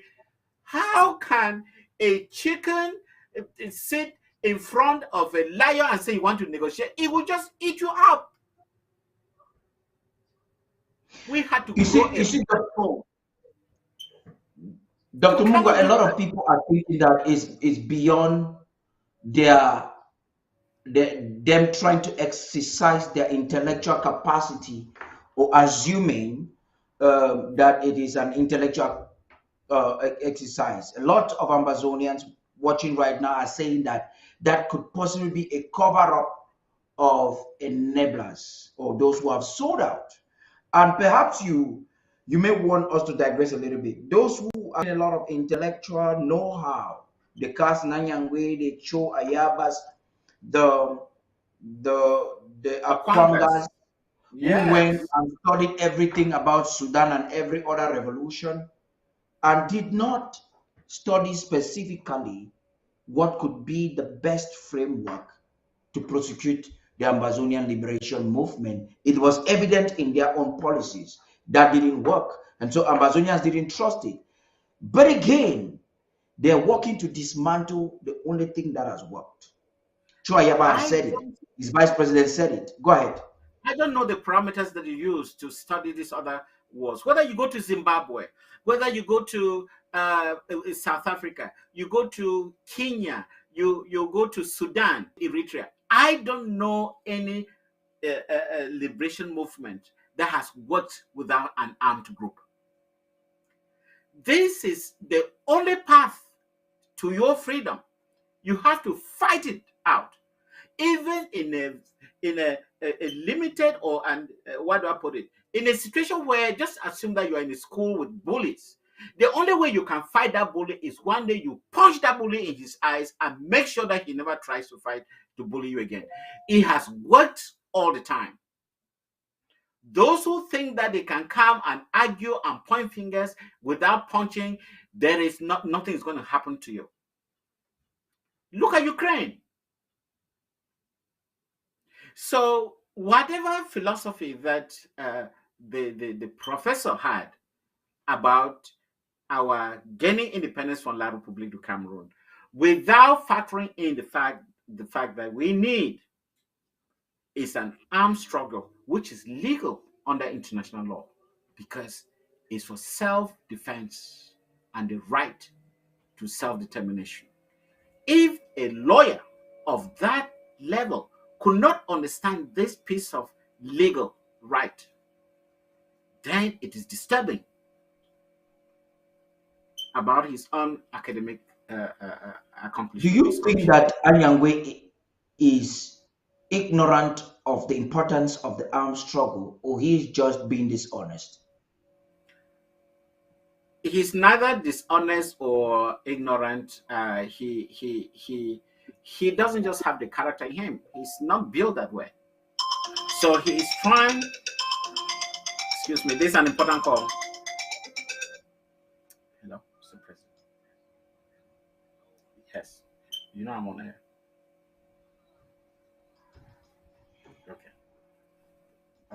Okay, fellow Ambazonians, the Secretary of State just received a call from the president, and I'm sure it's for something. If you have the president calling while he's on air, then it should be for something quite important. Dr. Mungwa, once you give me the cue, I'm going to bring you back. Okay. Amazing. So, as I said, yes, I don't think I don't know. He obviously knows about this because it's a legal thing. It's international law. So I don't want to start taking conclusions on such limited observation. And I just believe that he doesn't have the strength of character. He felt the weight on him to lead a struggle or a revolution of this nature to liberate the people. I don't think he was comfortable with it. And there are lots of Ambazonians who are not comfortable with it. And that's why it's a tiny minority of us who are ready to be to take leadership position and execute this war without fear and without favor. You have to understand this, especially those who are in the cabinet today. They are 150% dedicated to the liberation of Ambazonia. And the fact that we've been having a lot of feedback from the home front, people thanking us for what we're doing, it gives us the energy to drive forward. We are not afraid of anything. No retreat, no surrender. And I want to make this very, very clear. I speak with the president every day. And never have I picked up any element of drawing back. Every time I speak to him, he gives me even more reasons for me to engage myself. And I think that's what every member of the cabinet feels, because he gives us some sort of an energy to execute this war. And I want to let Ambazonians know this. We shall never retreat, we shall never surrender until we get to Biya. And anybody who thinks that he or she or they will hijack this revolution because of sweet talk or empty promises, dead on arrival. And we've seen people, now that they have realized that we are actually on the right path, they've started jumping ship. And they're sailing like lifeguards next to our ship, thinking that, oh, since we are with them, maybe one day they'll think that we are the real deal. They are not. They are not the real deal. The real deal is Dr. Sako and the interim government. You can multiply yourself and call yourself interim government 100 times. It's not going to work. You can press the button of an elevator or a lift 100 times. It wouldn't come faster. It would take its normal time to pick you up. So that Dr. Mungwa, I like the way you're progressing with this discussion. I just want to take it slowly, so that I can bring back that picture of how we got to this quagmire. You see, when APNC failed, I thank God that is not a history I'm going to read. It's a history I'm leading. When APNC failed, the bad Torokees, the Scoopers, and all the physical patches of affiliates, Gillian, Gu, and a lot of them scattered around the world, thought that the Amber Peace Plan, county by county, that was introduced and enforced by the president, they could infiltrate it. Little did they know, Dr. Mungwa, that Ambazonians had already known who they are. So they came and tried to invade the counties and failed. They lost popularities even at the level of the counties. I'm saying this so that Ambazonians can understand why they are avoiding the Amber Peace Plan. Because I am a person that grows up in one of the smallest communities in Bamenda, in Gongam. And you know, from the Bamenda man or our grass-feed culture, even the Southern Cameroonian culture, it is difficult to invade a community with dishonesty.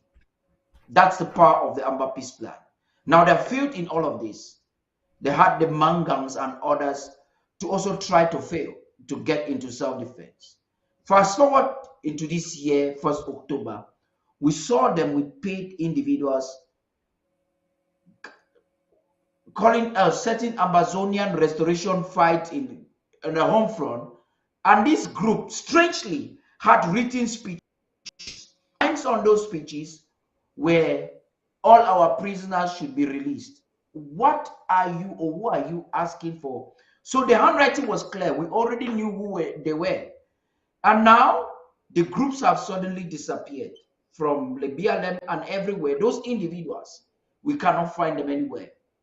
So their objective was to have them compromised. Why they are paying some of these fighters to defect?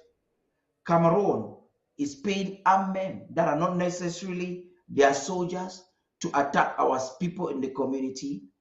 The Prime Minister and his cabal in Yaoundé are telling the international community that there is normalcy, a return of normalcy. They are pressing the buttons to dismantle what the interim government is doing.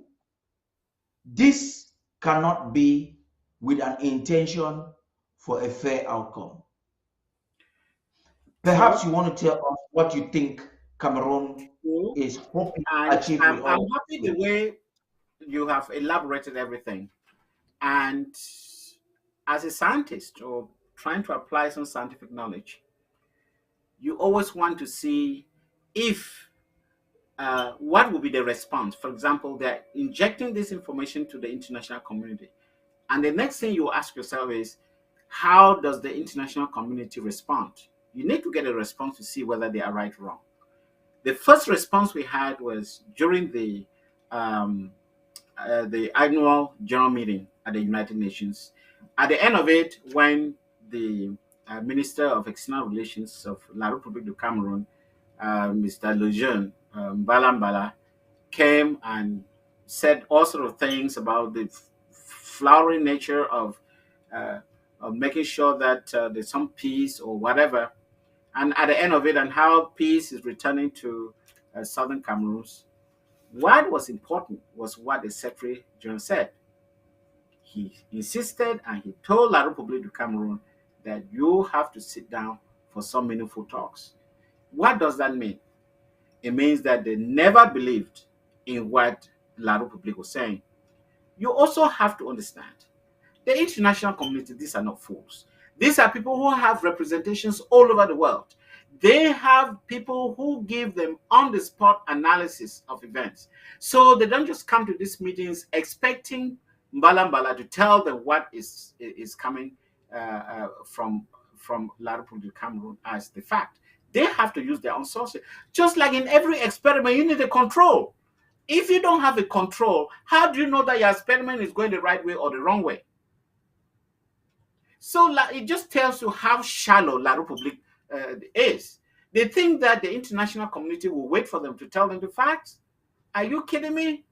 They have about 100 other sources where they get information to corroborate with whatever La République is talking about.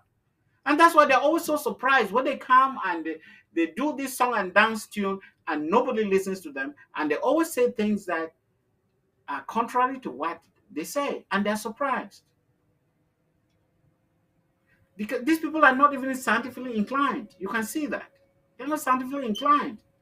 These are just bushmen who think that when they have a microphone or in front of a television, they just say anything they want. And they want their people to be as gullible as La République citizens. Because La République citizens, they are so gullible. They have never asked the government, you said this revolution, you are going to get rid of these so-called terrorists in 2 weeks.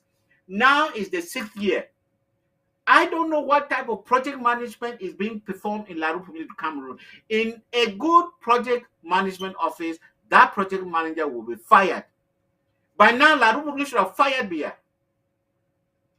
because he followed the footprints of Bonaparte, and he failed just like Bonaparte himself. He failed woefully from 2 weeks to 2 years. I don't know what is 7,000% off target. What type of project manager is that? No controls, no factors that will show that you are meeting your target. Nothing. No milestones. Nothing. It's just amazing. And that's why you have to give credit to Dr. Sako, because he was able to figure out this thing long time ago. He said, looking at the way these people operate, we can hit them, and we'll hit them hard. And that's why we're here today talking. And I could add to that by saying that what Ambazonia has never seen before is what they're going to see in the days ahead. I'll take a responsibility for this statement, Dr. Mungwa. You are a son of Ngokitunja. You are privy to this information. I know a much part of our public are not aware of it. We have already passed the level of empty talk. Just, I should give you snippets of it. What FM Sagon has done in Ngokitunja from last week to this week. You thought that what they did at Sabga last year was something? Think again, multiply it by 2. As we speak right now, whatever they're doing in Canada, they have the reports. And we have intelligence that Cameroon military is making sure that they don't release their reports by no way. So we're going to put this report together and give it to you. What has happened with the tankers they sent? It was grievous. Why I'm saying so that we can get into the discussion of firepower, which is the way forward. It is left for you to choose if you want to trust Anyangwe. But Anyangwe, as a person from Momo, should know that you cannot go and give another person's daughter a hand in marriage. I like that quotation. You can't come to a struggle that you are controlling nothing but creating mayhem and chaos to go and talk pre-talks. Actually, I would agree with the president that those who went there are not talking for Ambazonia, they are talking for Cameroon, because they have been handpicked by La République du Cameroon to attend that Canada talks. Am I correct, Dr. Mungwa? Oh, absolutely. I mean, this is a no-brainer. It is a no-brainer. La République du Cameroon are scared of Dr. Sako. Do you know that if you publish anything about Dr. Sako on the national press, that may lead to your death as a journalist?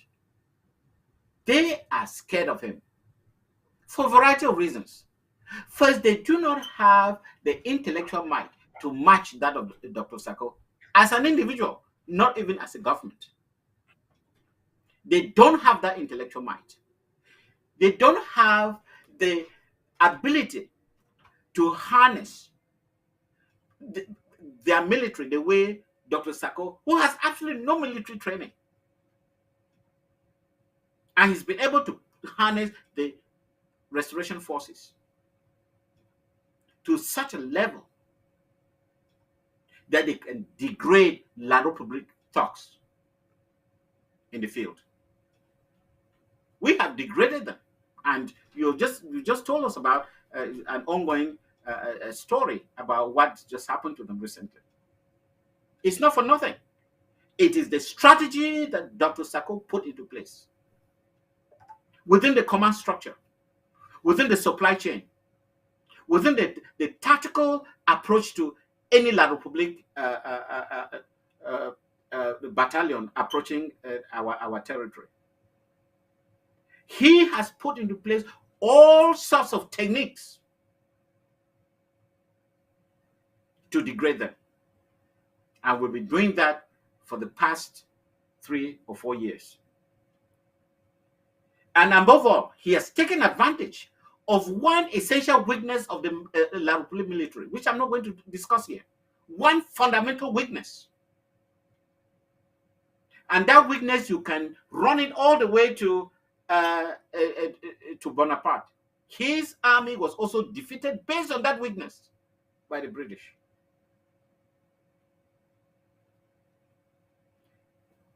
And he knows it because Dr. Sacco is a student of French literature. So he knows French history very well, in case people don't know this. Yeah, a lot of people might not know this because those who never watched him as common, or who watched him as common sense and did not understand some of the things he was saying. He said in a very common pidgin. No leader in the Ambazonian liberation movement understand what Dr. Sacco titles the Franco Bulu Beti Mafia. It is a work that even if you've studied Francafrique, you might not understand stricto sensu the Franco Bulu Beti Mafia. Now let's come back to the discussion about the firepower that's ongoing. As they attempt to try to neutralize the Ngokitunja-Bui axis, which is creating trouble, tens and tens of La République du Cameroon military. This is not propaganda. I'm not giving you propaganda. If we wanted propaganda, we would have sent to you the audios and perhaps some images coming from Saigon.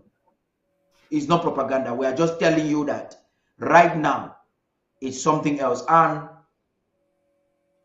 like the vice president said something, sir, which I want us to bring and to enhance this discussion.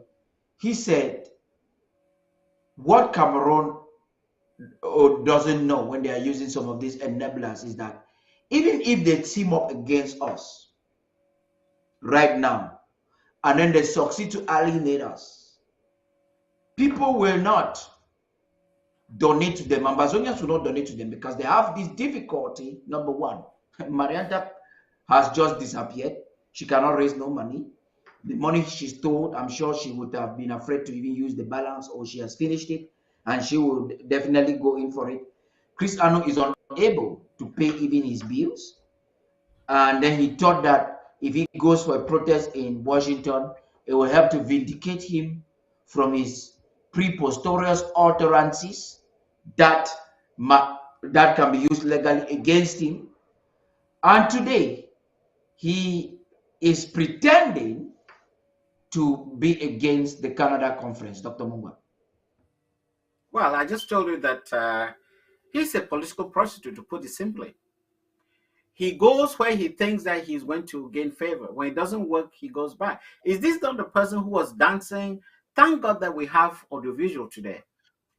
Dr. Mungwa, don't you think it's an overstatement? Don't you think it's an overstatement to even rate him as a political prostitute? Because political prostitution has to do with tacticians. You need to know how to prostitute, to effectively prostitute. Because even in regular life, not every woman can prostitute. It's a science. It's something which I'm trying to factor out the word. It's a skill set, right? It's just an You need a skill to effectively prostitute. I think he's just a buffoon. He's just a Confucianist. Yeah, he is a Confucianist. If you look at his history, from how he escaped from La République du Cameroon after having published a pamphlet insulting the Biya, that he was the one who killed his wife, and when that pamphlet got into the hands of the secret police, he knew his life was in danger. He ran to Nigeria and took a job with some Bar Street newspaper as a reporter, and somehow was able to find his way here. You have seen that he's been a gambler all his life. He's just been gambling. And now he shows up, and at the birth of the Sacco government, there he was, nice speaking, baritone voice. I did mention that he should be a singer. Maybe he'll make better money that way. And from there, you can see that he's been wobbling from side to side. He was with the interim government and used it to feed himself and never delivered.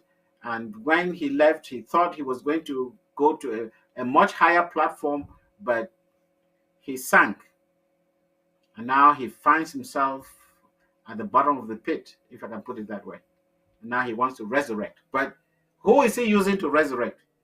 The same interim government that he insulted and thought he had the last word. In fact, I'm still waiting for that last word. I don't know when he'll be ready to make it. I'm sure Ambazonians are waiting for that last word, which I'm sure it will never come. The fun of this whole story, Dr. Mungwa, is the firepower that this man promised Ambazonians, ignorant Ambazonians anyway, or those who decided to be fooled.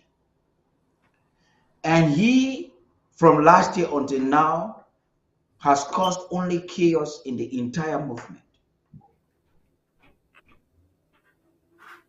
There is, let us always. My challenge I want to give to any Ambazonians is, if you know one achievement that Chris Ano has done since last year until now, please give me, and I will resign from the struggle. One achievement, one thing that he has made the struggle. Well, I don't want him to resign, but I think he has made an achievement. I am going to tell you.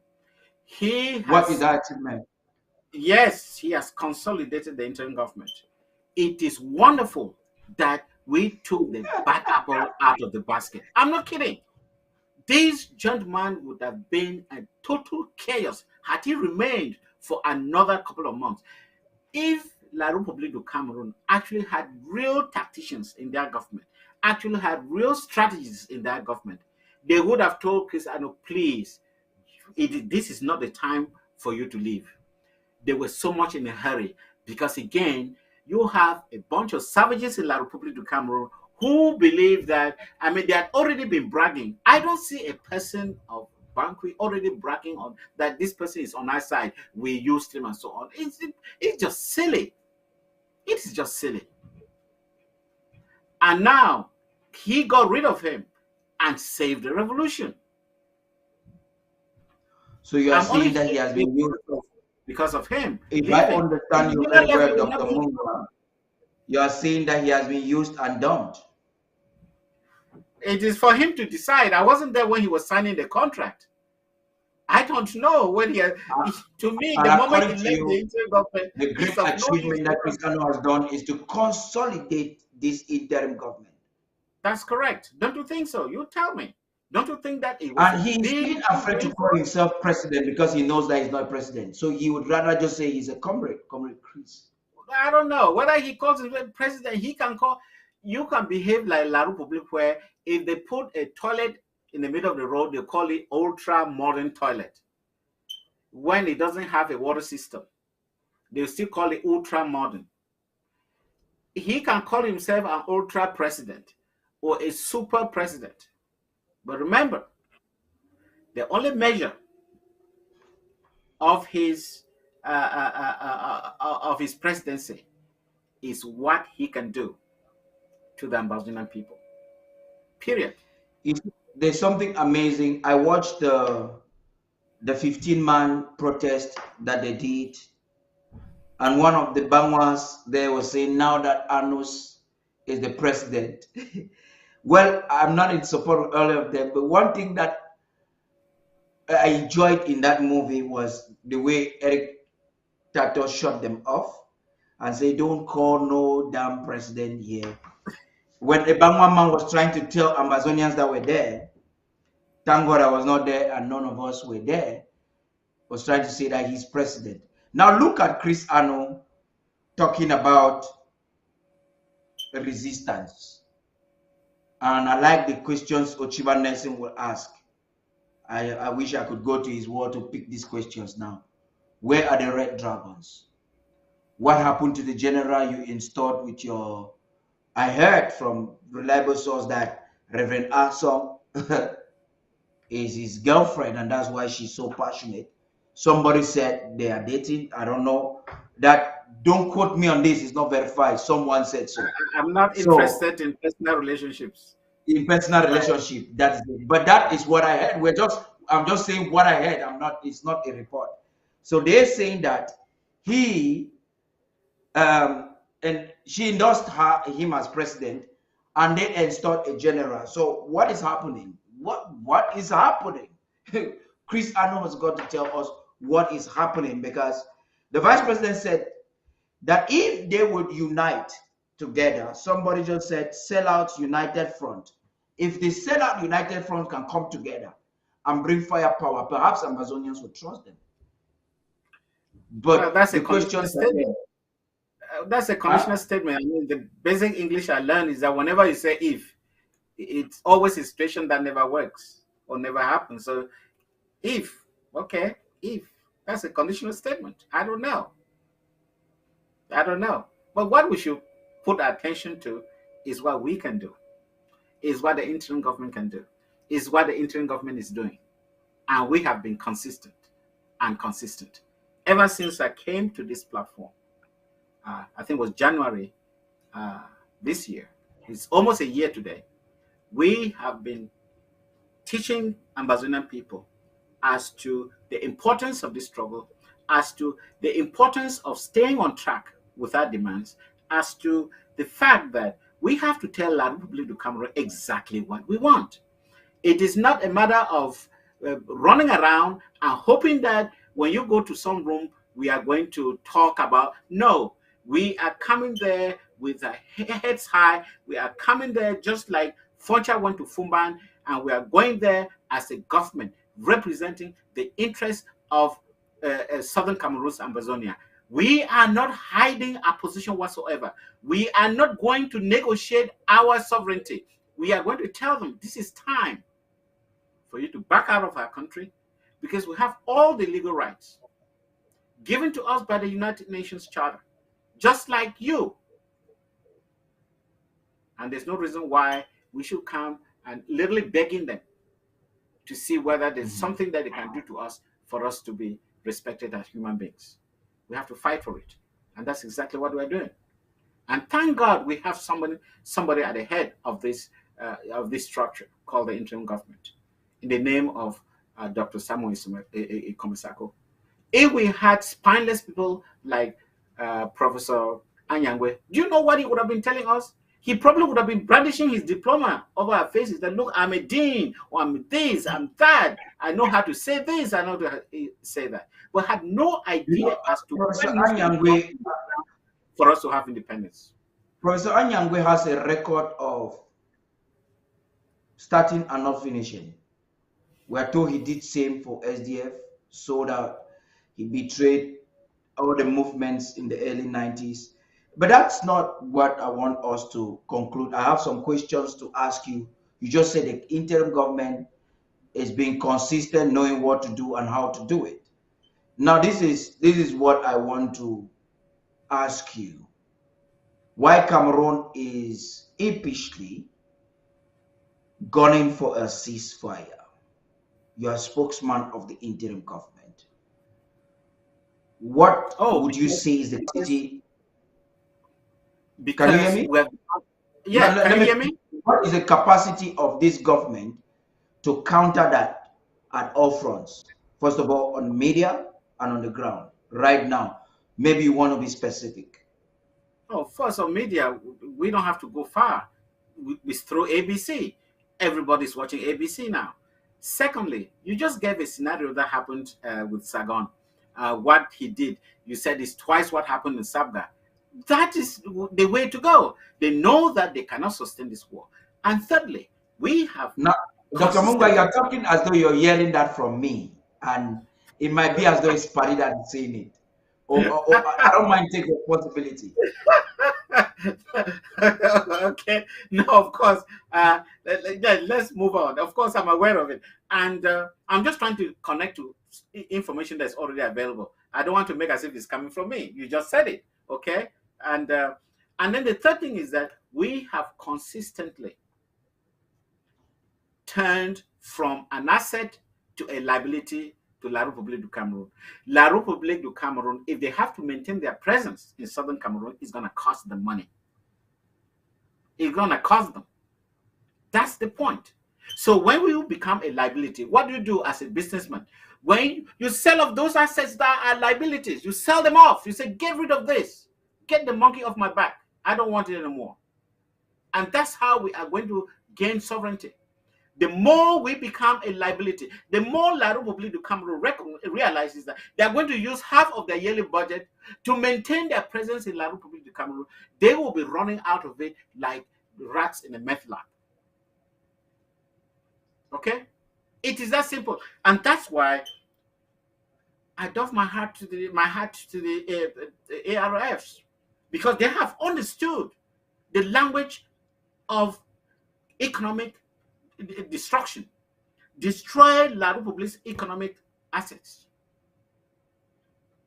and make sure that they cannot operate on our land. That is the message. In order to gain our independence, we should be a liability to them. And if there are any business savvy, any good businessman, whenever you have, if you are in the red, you sell off those assets that are a liability to you in order to grow your bottom line. It is that simple. And we know it. This is what pleasures me in this whole thing, is a government that has a framework and has the confidence. Dr. Mungwa, this might just be one of the last questions for tonight. But you see, okay, I just want to announce, fellow Ambazonians, we've concluded the press conference with the president, that a lot of things will be revealed. It's an international press conference. It's on the 27th of December. We will send out details of it. 27th of this month, we're having an international press conference with the president to counter some of the things that they are doing right now in Canada. They want to end the war and many other things. And you can expect more before that time. Hopefully on Thursday, you will have the vice president to also speak on related issues. Tomorrow, Ochiba Nelson, myself, and Warchai will be live at 8 p.m. Amber time, and we will also be breaking down some truths about the ceasefire and the gimmick behind whatever Chris Ano is doing. You don't want to miss that show for anything in this world. Dr. Mungwa, let's get back to this ceasefire and negotiations with a new partnership that the president or the interim government is getting involved. The year 2022 has been tasking for the interim government. Amidst the task, we've been able to navigate to this point where there is a big news, there's a surprise, there are negotiations, there are serious talks, better than even whatever happened before. You've said whatever happened before is a blessing in our institutional framework. When it comes to our international outreach and diplomacy and partnership with stakeholders, what can you tell Ambazonians? International partnership, again, I try to, I know I'm a little bit evasive. The Secretary of State for Foreign Affairs and the presidency, they're the ones who draw the line, what can come out and what cannot. So I try not to go into that often. So now that you've just announced the president talking to Ambazonians, I rather, leave that to the president, because my boundaries are a little bit limited in that. Until it's really clear, out to the public, I'd rather not say it, because diplomacy works at times behind closed doors, and I want it to get mature first before I can tell you.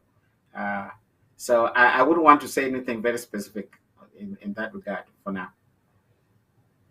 Sorry. Okay. I hope. So lastly, Dr. Mungwa, do you have any fears about the so-called ceasefire that Cameroon?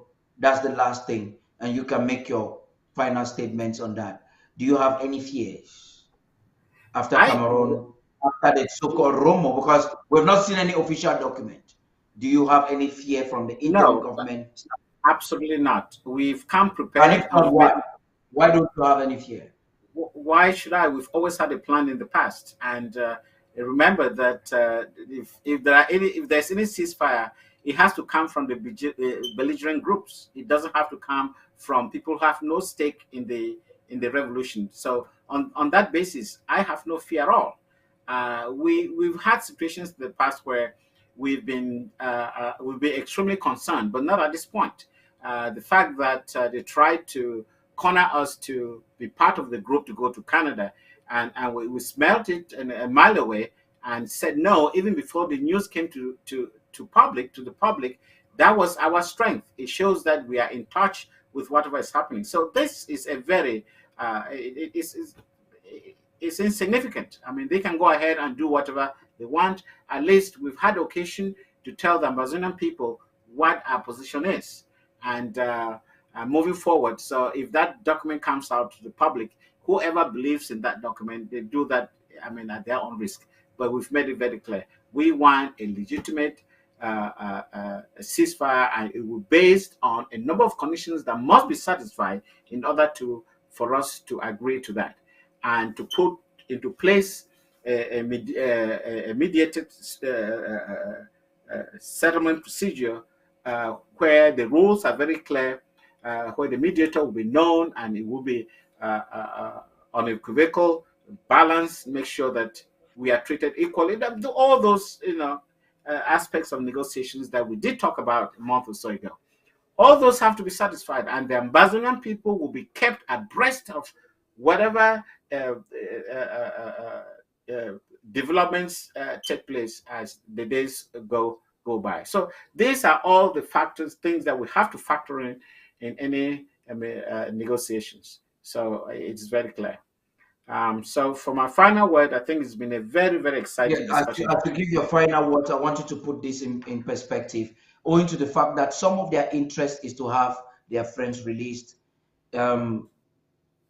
Is it that the interim government is resisting this move because he wouldn't want them released? Or is there a better way out? That should be in your final statements. Thank you. Well, absolutely. Thank you for making that request. Obviously, if we have to negotiate and all the rules are followed, that will be factored in the negotiating process.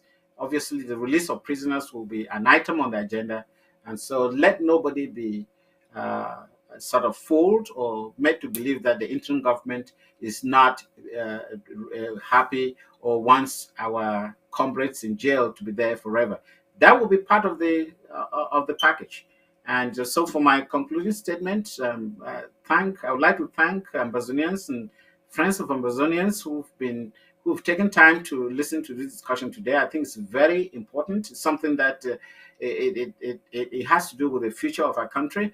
And we are trying to steer the ship so that we don't hit an iceberg, or so that we don't capsize before we get on the other side. That's all we're doing here.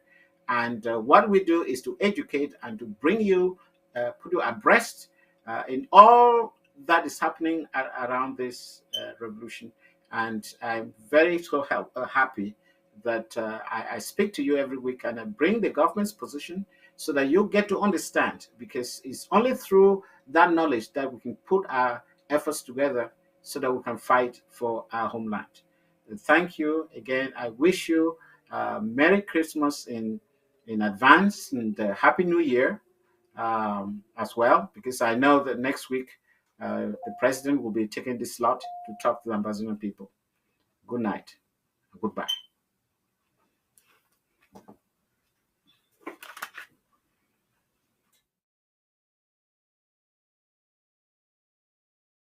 That despite all we've been through, we are still standing stronger than ever. So, from all of us here at Undaunted ABC Amber Television, we speak of the season.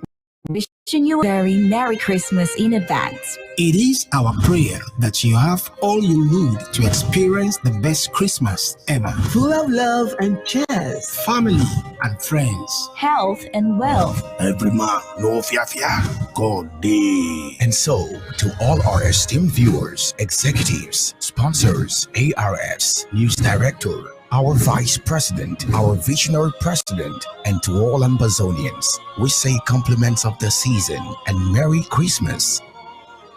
With love from all of us at ABC Amber Television.